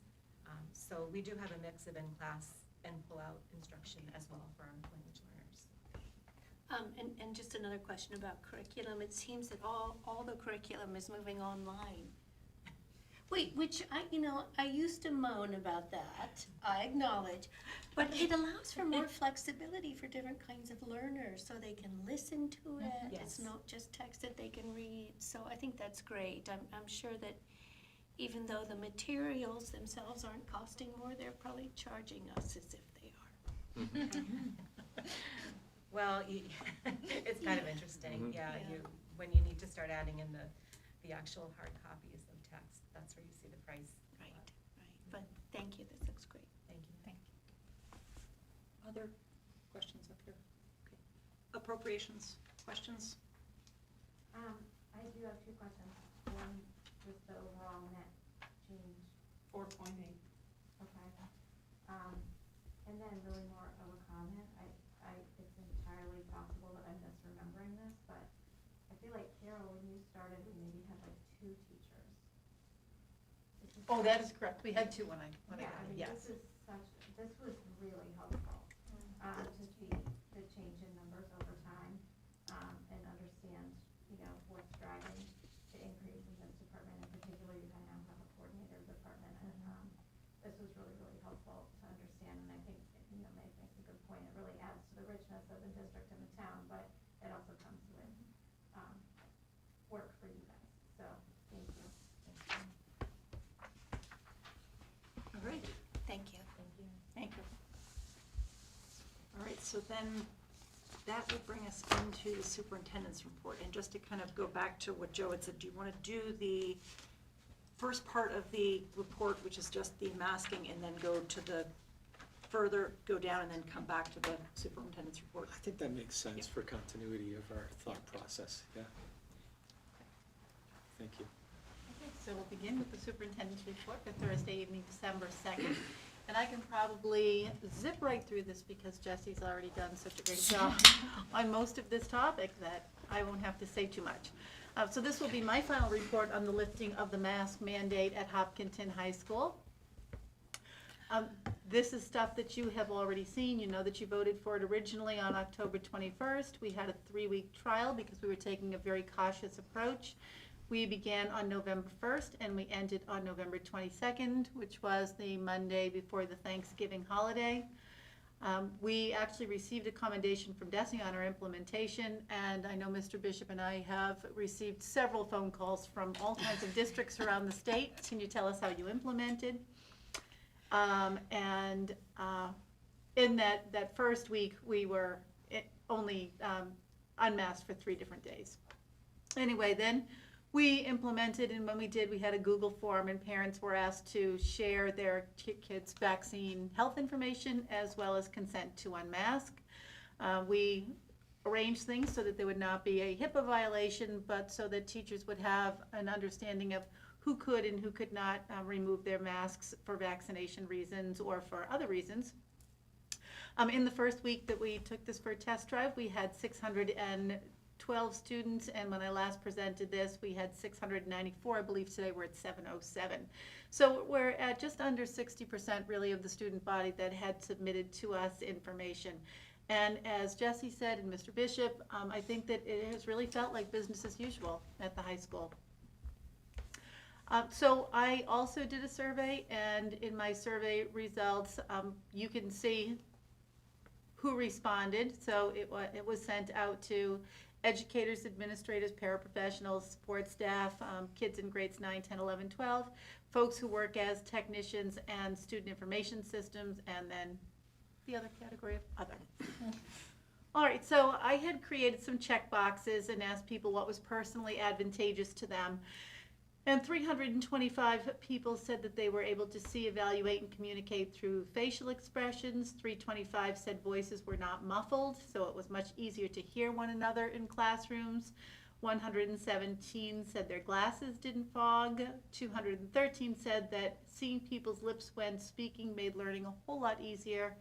And 253 said that interacting with unfamiliar or less familiar people was made easier when they could see each other's faces. In the personally disadvantageous checkbox area, 91 people said that masking made them feel unsafe. 51 people said masking led to my moving further from others, thereby making teaching, learning, and communicating more challenging. 112 said it was challenging to know who could and could not take off their masks, or submitting the paperwork to unmask was a challenge. 72 people said that as someone who continued to wear their mask, they felt the need to justify their choice to stay masked, and at times they felt marginalized. And 78 people said that unmasking did not better their experiences of teaching, learning, or communicating. Just some of the open responses, things that were not made evident in the check boxes, and I chose some positives and negatives for this. Someone reported that unmasking was divisive among students and staff. Some said that they wish they had stayed masked through the holidays. The trial has now caused more issues with mask wearing. I wish that we did this the Tuesday after Martin Luther King Jr. weekend. I just want to stay safe for me and my family for our holidays this year. Someone said, I think the trial period went well considering that there was no COVID transmission at the school, even with many people having removed their masks. I think the overall mood of the school was happier and more energetic as a result of removing masks. I saw my teachers' faces for the first time since the beginning of the school year. It was awesome to see everyone's faces. Please, please try to keep our littlest children in mind. I plan to vaccinate my kids under 5 as soon as I possibly can, but that timeline is out of my control. Teacher voices were not considered in the seemingly random decision to unmask for this 3-week period, and this was demoralizing beyond belief. I think students were very respectful toward teachers who they knew were more uncomfortable with the dropping of the mask mandate. Many students put on masks in a classroom where they knew teachers had young kids, were pregnant, etc. I really believe we should stay masked. People are still getting sick and either not testing or they are testing and not reporting, so we do not have true numbers to work with. We're moving into the cold and flu season and travel season, and both of these will make the numbers climb. If we don't require testing, we will not know how effective this is. So those were some of the other things that folks said. And just a couple of related items that the Elmwood breakout that people had heard about right before Thanksgiving, entirely unrelated to what was happening at Hopkinton High School. As you know, there's only one student who tested positive at Hopkinton, and that person contracted the virus outside of school. The MIAA, this will be important to you, has announced that student athletes, coaches, and officials that are indoors shall be masked throughout this winter season. At least that's where they are right now. And just so you also know, the Hopkinton Public Health Department, in conjunction with our public schools, are going to administer the second round of vaccines to students tomorrow. So our kids ages 5 to 11, if they have taken part in both of these vaccination clinics as the start of the first of the year, should be fully vaccinated, which is amazing and gives me goosebumps and makes me so happy I can't tell you. Truly. And I think that that is all that I have on that topic. Yes. So, thank you for all that information. Do we want to go directly into the next piece, or do people have questions that they want to pull out about this first? I have a couple of questions.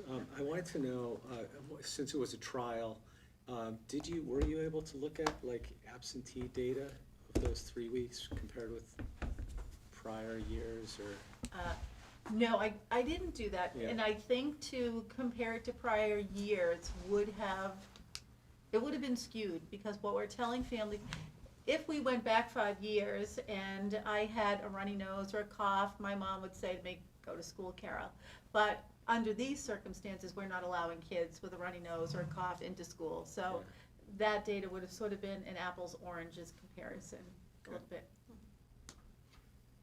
And then the sample of like out of the text box responses you gave was representative of different points of view.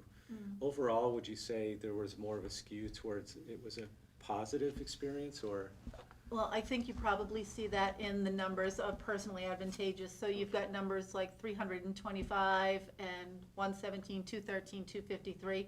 But when you get here, some of the numbers fall under 100, expressing disadvantageous feelings about the unmasking. Yeah. And I think Jesse's numbers also really speak to the fact that I think a lot of people felt okay about it. These are separate surveys, though, yes? Yes. What was the total number in your survey? I think I had 428. I mean, I think if we added all those numbers up, it would come to 428. Was this district-wide or just the high school? Only to the high school. It only went to educators, administrators, paraprofessional supports at Hopkinton High School. Because the technicians are housed there, I included them as well. Nurses, under support staff, cafeteria workers, custodians, all of those folks are also in that. What about feedback? I know you and our director of health work very closely together on a lot of things. Have you had feedback from the Board of Health or the Public Health Director regarding the trial? I have, and his comment is very funny.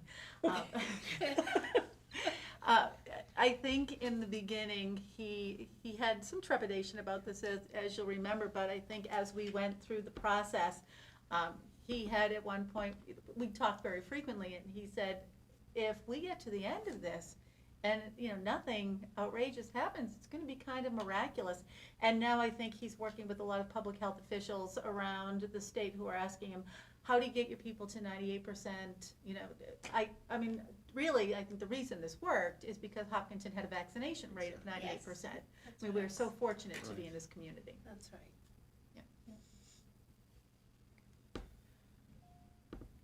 So, other questions on the report, or do we want to go into talking about the next piece of this, which was the consideration of mask lifting at the high school?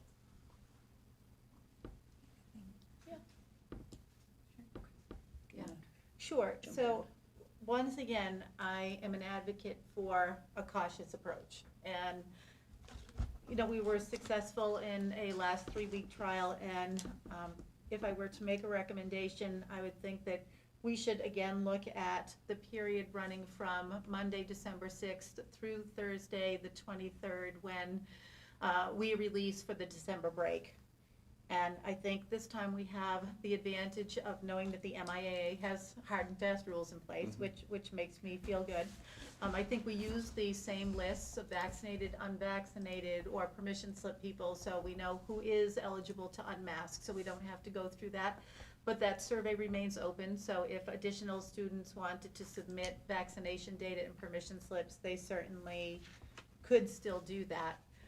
And I liked that last time we had a clause in the vote that said, in the event that we feel like there has been rapid spread within the school, that we could either call an emergency meeting of the school committee, or the superintendent could call a stop to the lifting of the mask mandate immediately.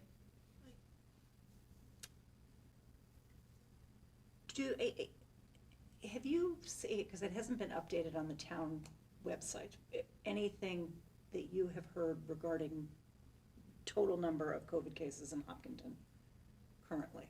The last number I saw was from the 23rd, which of course is before Thanksgiving, and it was a little over 50 cases in town at that time. I don't know if that's moved at all. Yeah, I don't know the answer to that. I think that as far as the schools go, it's Elmwood and Marathon where we're seeing a lot of cases. But I'm positive, feeling positive, because I like that our kids will be getting their second dose of the vaccine tomorrow afternoon.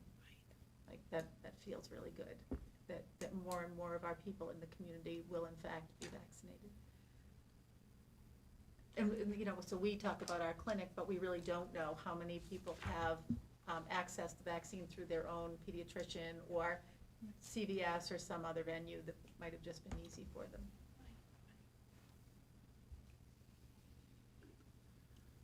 Are students under 18 eligible for boosters? They're not, are they? I don't think so. No, they're discussing that now. Yeah. Thoughts and questions? I'm happy to hear like the educational benefits from the students and teachers in the high school. Even Mr. Bishop mentioned it, that the educational experience was more positive.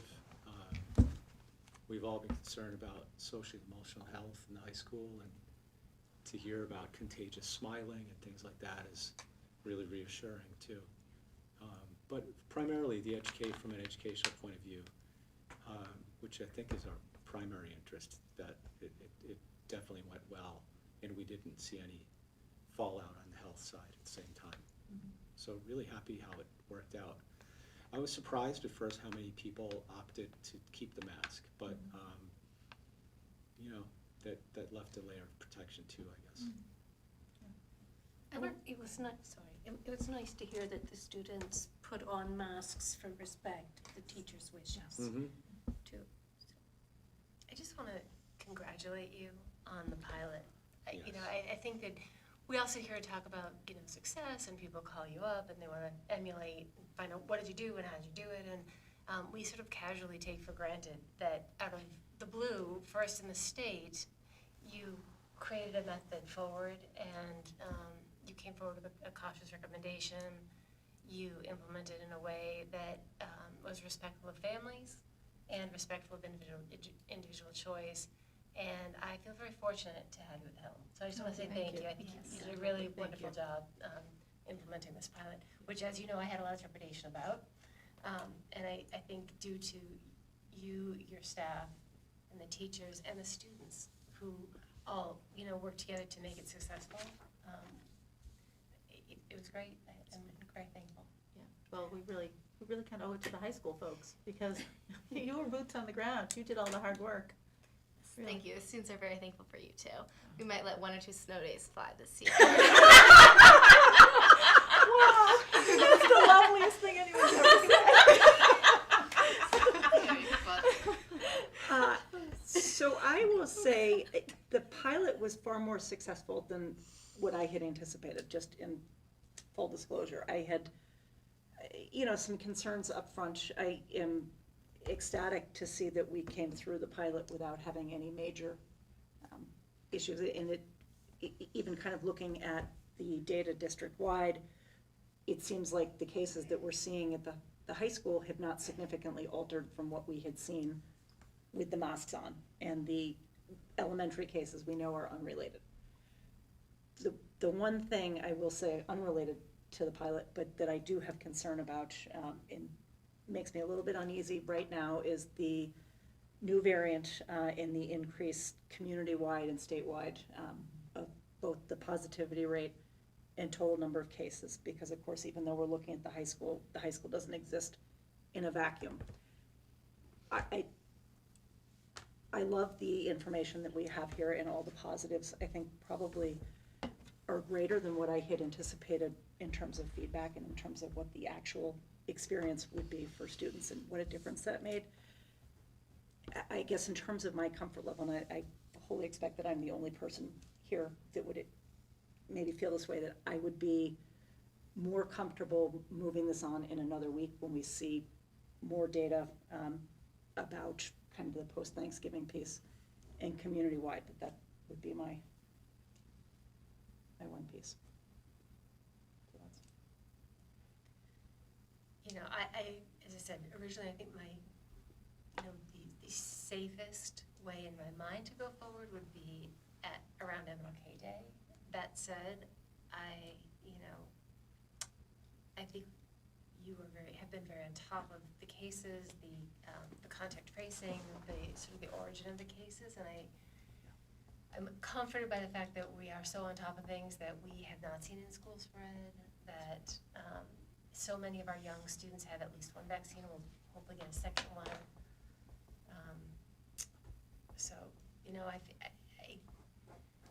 I like to wrap everybody up in bubble wrap for the rest of their lives.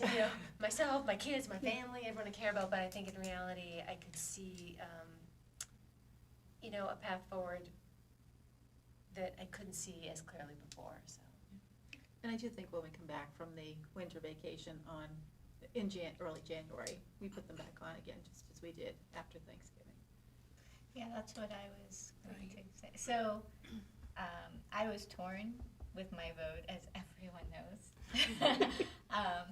I'm glad that it all worked the way I was hoping and crossing my fingers. And your work with the permission slips and everything has been amazing and really helped with everything. And I'm amazed by how it turned out. I had this mental model that we would have a trial and then we would do some deep analysis, which I guess we don't really need to do because we only had one student. But in my head, I was like, there's going to be deep analysis, and then we'll just make a decision post-Christmas when all the little kids have their vaccines and we know they've had their 2-week period of getting vaccinated, and then all the information from this trial will come to bear, and we can say, okay, a week after Christmas break, unmask, right? And not even necessarily be a trial at that point, right? We're now good. We know a lot of the community has been vaccinated. So I think that's what my mental model was. So now I'm trying to wrap my head around the idea of a second step trial, sort of. So I I guess I don't have a ton to add other than I'm still processing the thought of having this second trial when I hadn't considered it previously. I feel you. I mean, I agree, I was kind of in the same place, yeah. Should I speak? Yes. I'm so happy about the success of the trial. I had imagined it would go pretty well. I love saying things like that, as if I very cleverly predicted the success. And I'm so happy to hear that the students really benefited from seeing each other, and that so many of them seemed to learn more because they were able to lip read. That's very important to me, that sense of connectivity.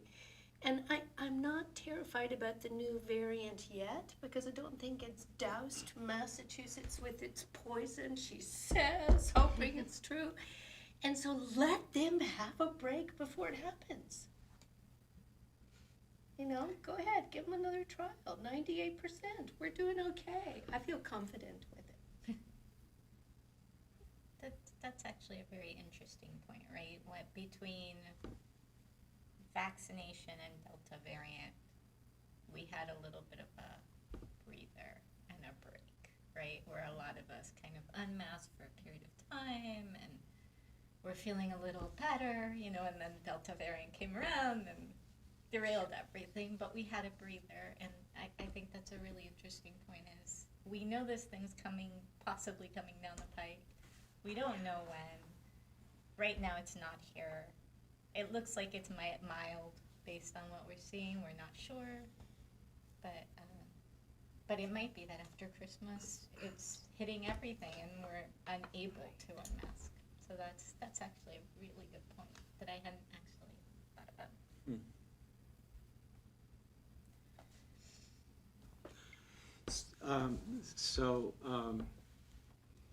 I think, like I said, I'm happy about the experiences students and teachers are having educationally.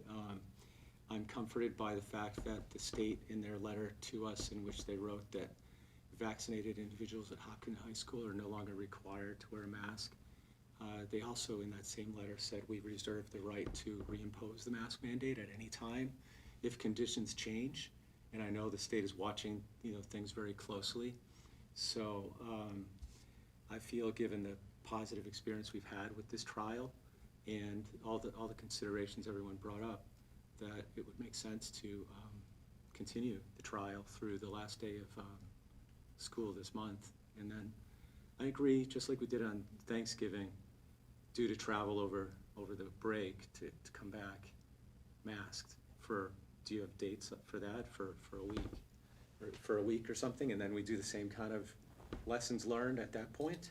Yeah, I would imagine that we would just bring it back to the committee. Right, okay. And there will only be 14 school days left before they leave for the winter break, so. Correct, I hadn't thought of that, yes. I don't know if we have to belabor it more if someone wants to make a motion. I'm just checking the date of our meeting in January. Yeah. I feel like we're meeting 3 weeks in a row in January. We're meeting because of on budget. Yeah. It might be on Monday, too. We'll meet It's on Thursday, go to HCAM. We're meeting on the 2nd, that's this month, there we are. We are meeting on the 6th and the 13th, and yet again on the 20th, and then on February 3rd. So we have lots of opportunity in January. So you're thinking we would mask from the 3rd through the 7th at a minimum, and then discuss it at the 6th? We want to do starting the 10th? I don't think we have to include that in the motion, though. I mean, we could just anticipate, we'll put that on the agenda. Oh. If that's the. It might be nice to have a date in the motion for when we will reevaluate, Which would Otherwise be the it's- 6th, right? So can I make a motion to continue the mask lifting trial from December 6th through the 23rd? And then reinstate the mask mandate until we decide we want to lift it again after our meeting on January 6th or later, depending upon circumstances. And can we include the emergency clause? Yeah. And whatever Dr. Kavanaugh says. No, I Is think that what I you think meant? that's important. The emergency clause is important. Yes, it is. In the event that circumstances change, and is that what you're saying? Yes, Yeah. we could either convene an emergency meeting of the school committee or give the superintendent authority to stop the lifting of the mask mandate. Yes, exactly what she said. Okay, so we have a motion by Meg. Is there a second for the motion? Second. So a motion by Meg, a second by Joe. All those in favor? Aye. Any opposed? And I am abstaining from the vote. So we have 4 in favor and 1 abstaining. Thank you for the conversation and for all of the information. So that brings us back to the rest of your report. We have hopped kind of back and forth all over the place here. Thank you. But I think it was well worth taking the discussion in that order. Thanks, yeah. We're on superintendent's report Yes. regarding the goals, or Part two. ESBC2. So this is just a quick update on the Elementary School Building Committee 2 and where we are with the Elmwood School project. We have been in the feasibility period, as you know. All the documentation that was necessary for feasibility has been sent into the, I'm sorry, that should say eligibility on the left-hand side, right? Oh, no. Yeah, my periods are different there. It should say eligibility on the left and feasibility on the right, I'm sorry.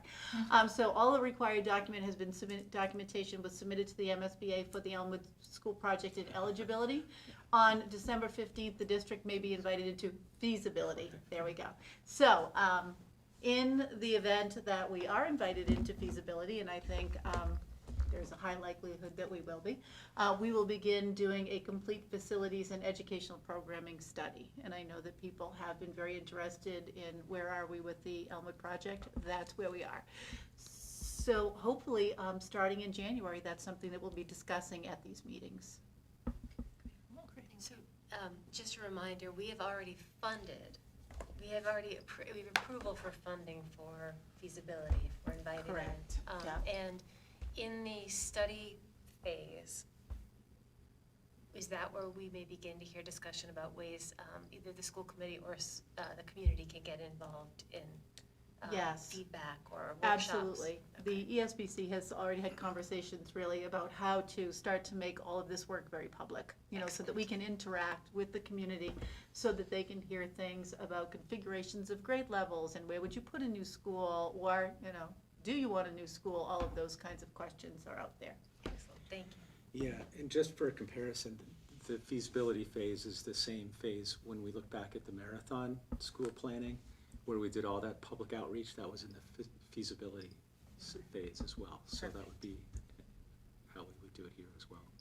And the complete facilities educational programming study will occur either way, right? Like that's the one that we've funded, so it will occur either way? Is that correct? Well, that's an interesting thing. So you would have to do a feasibility study to build a new school. But because Hopkinton is in that strange place where your population, school population, is growing so rapidly, you really kind of have to do a complete facilities and programming study kind of district-wide. So the town has already given us $80,000 to do that. But what MSBA has recommended is that we weave those two things together. So in terms of what's reimbursable is a feasibility study for the Elmwood project, but we've got $80,000 additional dollars to make sure that we're doing a sort of pre-K to 12 really comprehensive study. Thank you. And this has a set duration, right, for the feasibility? I think feasibility is Like 270 18 months, days. or- Okay. Yep. All right, now this is the part that always takes a really long time, and no one can ever read what's on that screen. So I'll try to be super quick about it, and just let you know where I am with my goals. You know that we're supposed to do kind of a goals update all the time. So the first goal was really about ensuring that we're using student learning data to drive instruction. The belief was that it's imperative that building principals as instructional leaders, as well as their classroom teachers and special education learning specialists, have the data to drive instructional choices that enable students to grow and achieve. And while the focus here is on all 5 schools, particular attention really has been given to literacy growth and achievement at the secondary levels. You know, we've said repeatedly that we're really underway with K to 5, and so now we're kind of thinking about 6 to 12. Just so you know that where you see some of the green here, there are documents embedded. Where you see yellow, you just kind of get an update. So all of the fall STAR reading testing was administered with participation rates of anywhere between 97 and 99% in the buildings. Complementary data that we have used to assess reading, BAS, K to 5, QRI in grades 4, 5, and 6. We've been looking at MCAS data.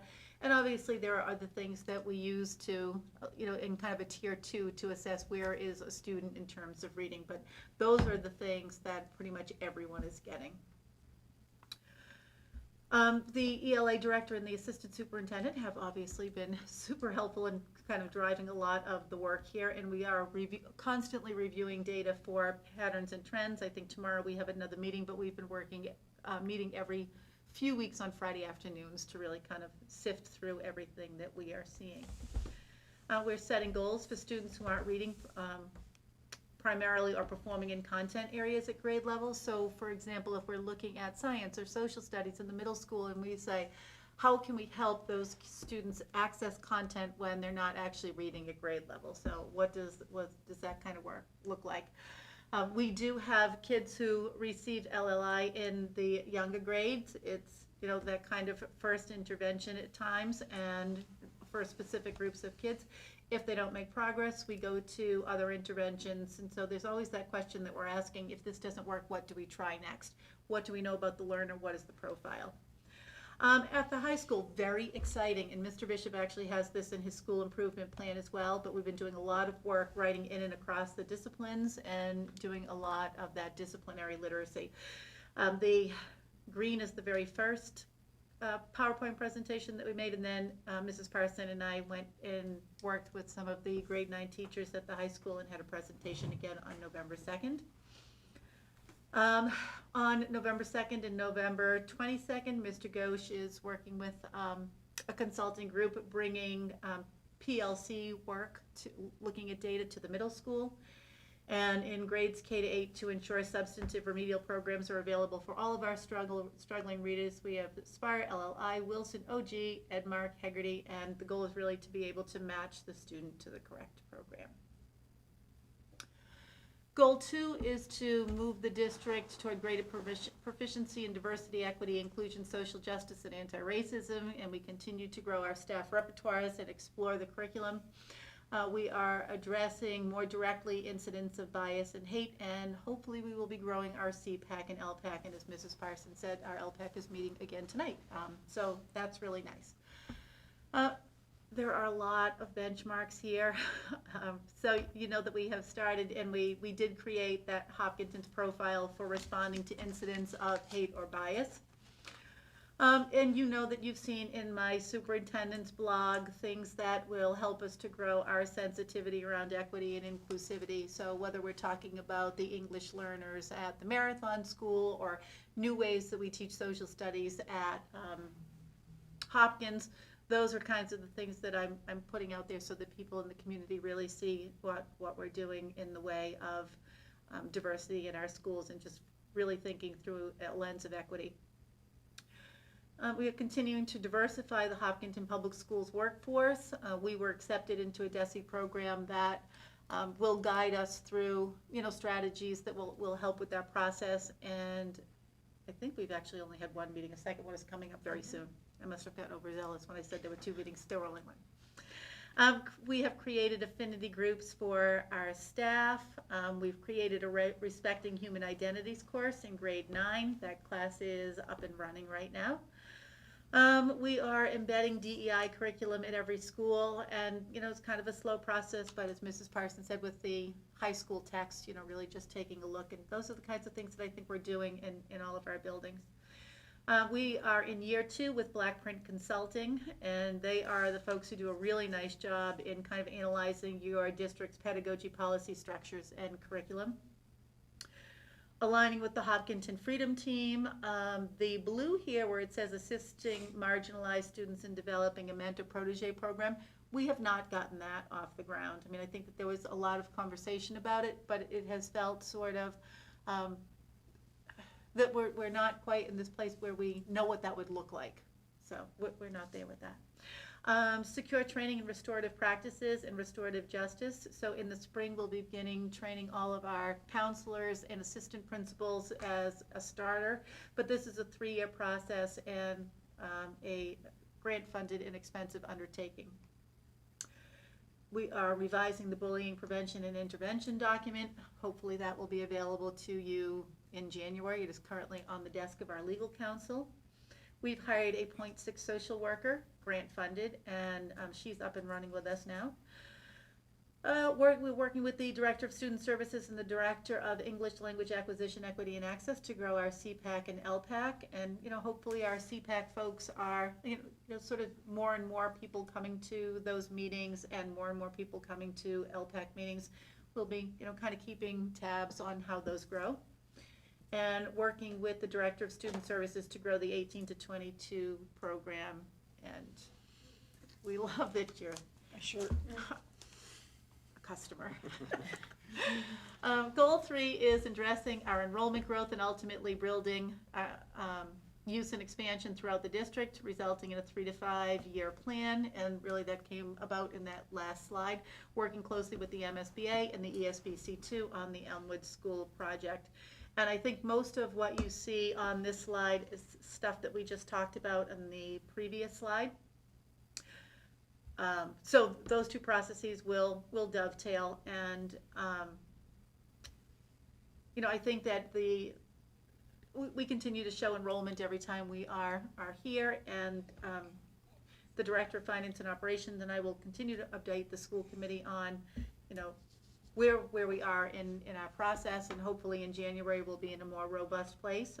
All of our building additions are up and running now, which is quite exciting. We actually had a meeting today in one of the new classrooms at the high school. Nice. Yeah. And number 4, growing the administrative team to improve communication, unity, and ultimately student learning experiences. I have continued to meet with each of the building principals once a week, and with the presence of our new social emotional learning director, we've done sort of a climate survey in each of the building, and we've reviewed those data with each of the principals, which has been really nice, I think. We've been spending some of our time doing walkthroughs and really taking a look at what teaching and learning looks like. We will be establishing a district climate team. In fact, on Monday morning, the social emotional learning director, Georgette, and I will be meeting to think about what that will look like.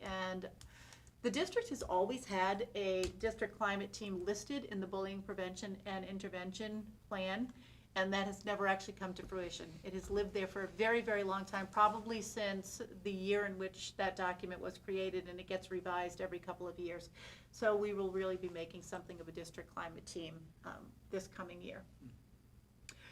We are always working on student transitions from building to building. We talk an awful lot about how difficult transitions are for kids, and yet we continue to be a district where our kids en masse move from a grade 1 to a 2-3 school, to a 4-5 school, to a 6-7-8 school, to a 9-12 school, and those transitions are a little bit difficult. And even when we have kids who are in particular programs, it's difficult, I think, to go from this is what all the rules were like and this is what it felt like at the marathon school. And even though I'm a kid who's going to move from, say, this intensive needs program to that one, or this language-based program to that one, or this English learner teacher to that one, there never feels, I think, to the kid that it's perfectly seamless. And so the more we work on that, the better served our children will be. And we do use a portion of our admin council meetings to do a little bit of work with our SEL director to kind of, grow our interconnectedness. We did finally have our first in-person admin council meeting just a couple of weeks ago, which was really very nice, so much better than the Brady Bunch squares, and I think folks were way more engaged as well. And then this is the last one, to begin the process of defining SEL for Hopkinton, such that social emotional learning competencies are taught at Tier 1. Very interestingly, we were having a conversation today with Mrs. Carver at the Elmwood School, And in her climate survey, folks were saying, oh, it's so difficult to balance the SEL and classroom instruction, academic instruction.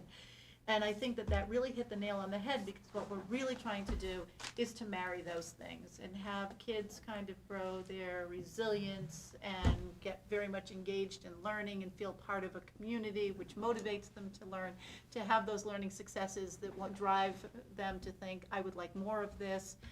So that's a lot of the work that we'll be doing around that as well. All of these things here that you see underlined are things that our SEL director has already created for the district, and you can just kind of click on them, and that's all I've got for the goal subjects. Can you go back one slide? Sure. The equity aligned social emotional learning competencies. I like that term. What does it mean exactly? Okay, just pull it right up for you, and you can see what it looks like. So this is the social emotional learning competencies and skills for Hopkinton. So if self-awareness happens to be one of those skills or one of our beliefs, then what do those skills kind of look like when you see them on the playground, in the classroom, on the school bus? Self-management, social awareness, relationship skills, and responsible decision-making. So those are really the CASEL competencies, and then you see the skills that we've kind of adopted here. And that was one of her first undertakings when she arrived. Very cool. I know that you can't read any of that because it's way too far, way too far away for you to be able to look at it. Well, I was just trying to figure out what the equity portion was, as opposed to sort of the general social emotional learning curriculum, because I was very excited to see like equity based. Yeah, so maybe it's helpful to look at something under social awareness, you know, taking others' perspectives, recognizing strength in others. You know, those are the kinds of things I think, and it looks different if you're in grade 2 or grade 10, but you know, certainly those are important skills for our kids to be able to have. That's very cool. I like that. Identify diverse social norms, including unjust ones. Yeah. That's very, very cool. Thank you. Yeah. Thank you for showing. Sure. So when you were talking about the LPAC, it occurs to me, we don't have a school committee representative liaison for that. That might we do be not. something that, to help grow that we would consider at a future meeting. Lovely. So, Yes. That's a good idea. as always, your report is packed full of good stuff. Good stuff. Sorry, just to look ahead, when will we be doing the mid-year review for, Oh, right, so we usually do a, January or yes. an informal check-in? Yeah, probably, so we've got to get through the whole budget thing typically, so probably February. 16th-ish. Yeah. January or February? Yeah, it can be late January, early February, whichever one of those dates seems to work best in the agenda planning. But it's good because it keeps us from surprises at the end. Yes. All right. Thank you. So that's, I don't want to cut you off at that, but that's okay. That brings us into the school committee chair report. Payroll warrant 22011 was approved. Warrants 22018, 22019, 22010, and 22021 were approved, all included in the packet. Just quickly, we did have the budget advisory group does continue to meet every other week. We were obviously off for Thanksgiving, but met again today. The town is following what we're doing very closely and aware of some of the challenges that we have. And they're gathering all their other stuff forward and tuning into what we're doing here. So. One question about the budget process. I mean, I've been through it once, but it was It during was COVID. Irregular, right. Right. So it's my understanding, based on what we saw last year, that we sort of budget a certain percentage, and like January or so, it looks sort of critical, like we might have like too much of a percentage because we don't know what grants we're getting yet, and then grants come in around February, March? Is that sort of the pattern? Because that's what happened last year. Yes, so. but so last year my recollection was that we were aware before we got there. I have not heard, nobody has said to me in any of these meetings that what they've seen us present so far has been out of line with what's doable. I mean, they're still taking into account the rest of the budget as in figuring out, all the funding, but nobody has said, wow, I think we've heard from appropriations and others that there's a lot of appreciation for the restraint in places in the budget that we've had. I completely agree. I was just trying to understand, when we put everything together, I don't know what the percentage is gonna look like, right? And,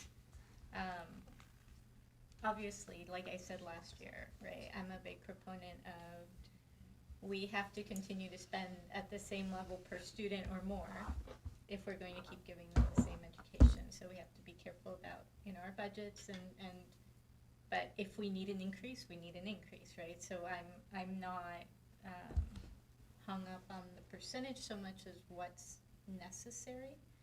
But what I saw last year as my first year during the budget was, like I said, we got to January with an uncomfortable percentage, but then we got all these grants. Do we normally have something like that, like where we get to January, we have a percentage planned, but we don't find out about our grants and all of that until the coming months? Or is it usually happening earlier? Like, that's the part I don't understand, because it was a COVID year, and so I know that the timing for everything was way off. Well, I think we've had 3 grants that have been very unusual and all COVID generated.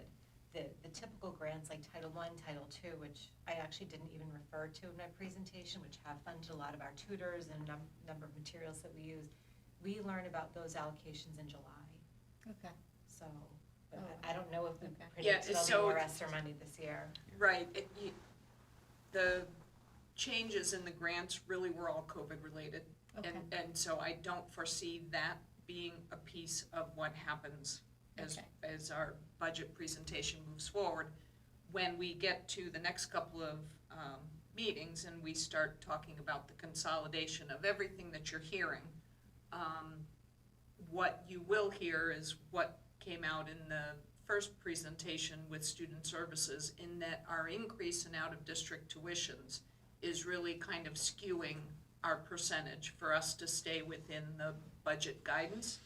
But we've been in communications with the town and talking about strategies around that, being a part of our full budget presentation when we give that to the town. Several years ago, the school committee passed the creation of a special education stabilization fund, but it did not go past this vote. So it needs to be voted both at the school committee level and at the select board level, and then it would be brought to town meeting. That may be a vehicle that we will look to as a town to try to solve issues where you have huge fluctuations coming and going in years that then don't affect the base of the district as a whole. So that's a strategy that we're discussing with the town, and we'll talk more about that in the future, but that's probably the big thing that you'll see come across in terms of a change of what the potential is to address what the school department budget will be as we fold into the larger picture of the town. Okay, thank you very much. We also have a joint meeting coming up. Is that I think it's next week. next week with the select board and appropriations coming here? Mm-hmm. So that will help us with some of the. And Dr. Kavanaugh, do we have a link to all of your goals in the packet? It wasn't in the packet. Is there a way to get the goals? Would it be helpful I can link the goals, and I can link that PowerPoint. That would be great. Yes. Georgette usually also puts that on Yes, the. that's right.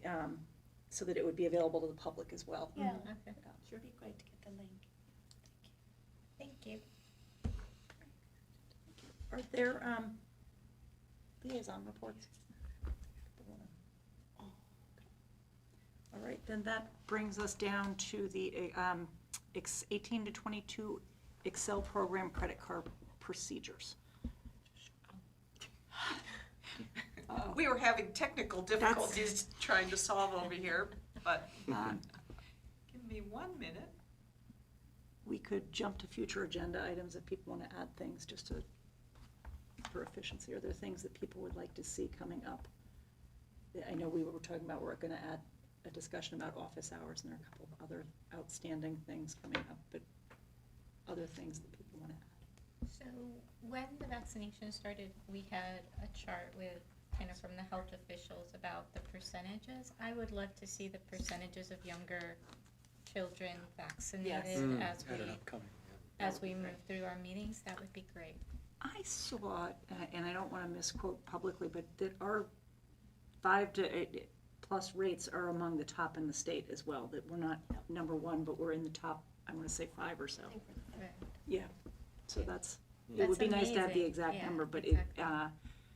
I think astounds communities around us even that have not been able to get the rates that we're seeing in younger kids and their older kids. Well, yeah, and going forward as a school committee, as you know, as we have to deal with all this masking stuff, like knowing those numbers, knowing, you know, how the rates are moving, etc., is information we're gonna really need. So yeah, it would be great. Certainly. I think to add, to follow on that, what you said prompted me to think of this. If vaccination rates are getting, if the data we have by the end of December shows vaccination rates are high enough amongst our middle school population, we may want to have an agenda topic in January about the middle school. It might make sense to pair those together at that point if we're going to come back to the high school conversation of the January 6th, because in terms of looking at the waiver requirements, our percentage I don't think is that much lower to get the middle school over the threshold, so it'd certainly be worth. Agenda topic suggestion, yeah, request. I could see that coming from you before you said it out loud. That was good. All right, so we look like we're ready. We are ready, thank you. Okay. What is required as part of the continuation of the process? We talked about the credit card for the 18 to 22 program. What is required as well is for the school committee to endorse the procedures around the credit card process. This is a little bit different than what is in your packet. Amanda was kind enough to point out that we did use the word policy in here, so we pulled out policy and brought it back to procedure. And the reference here goes to the school committee policy around purchasing. So this procedure does not have references to policy any longer. So again, as discussed before, is that the card would solely be used for the 18 to 22 program and only for companies that do not accept purchase orders. It gives you the definitions within here, and then it defines the personnel involved. So the program administrator would be the director of finance and operations. The program manager would be the director of student services, and that person is granted access to the vendor website for the purpose of reviewing and approving any transactions that are on the card. And then the employee is the person designated by the director of finance and operations, granted the use of the actual card to make the purchases that are necessary for the 18 to 22 program. And again, the employee and any purchases will be reviewed by the Director of Student Services prior to being submitted to the business office for payment online. So you can see what the procedures are, what they're allowed to do, obvious that they still need to follow any procurement that is outlined by the school committee policies. And the rest, and of course, Chapter 30B, the law. That. Are there any questions? That was really the big thing that got pulled out, really, was just any reference to policy, and just gave you the procedures around the use of the card. Are there any questions? questions. I am very excited. I mean, this makes sense that they would need this for what they're doing. I think it's a great model for our kids. And I was excited to be able to go through the process with them and know that we're supporting something important for our students in their next, that 18 to 22 demographic. So. I just was curious, first of all, thank you so much for just the minor changes. I think it's helpful. I think at some point we should look at policy DJ because I think it might need a little sprucing up. The But purchasing policy. Purchasing policy. But anyway, I was just curious if you had considered broadening the alcoholic beverages part at all. I didn't know if we would do that here or if that would be part of your purchasing policy. In policy, okay. You know, it may be at the broader level. That's a good point.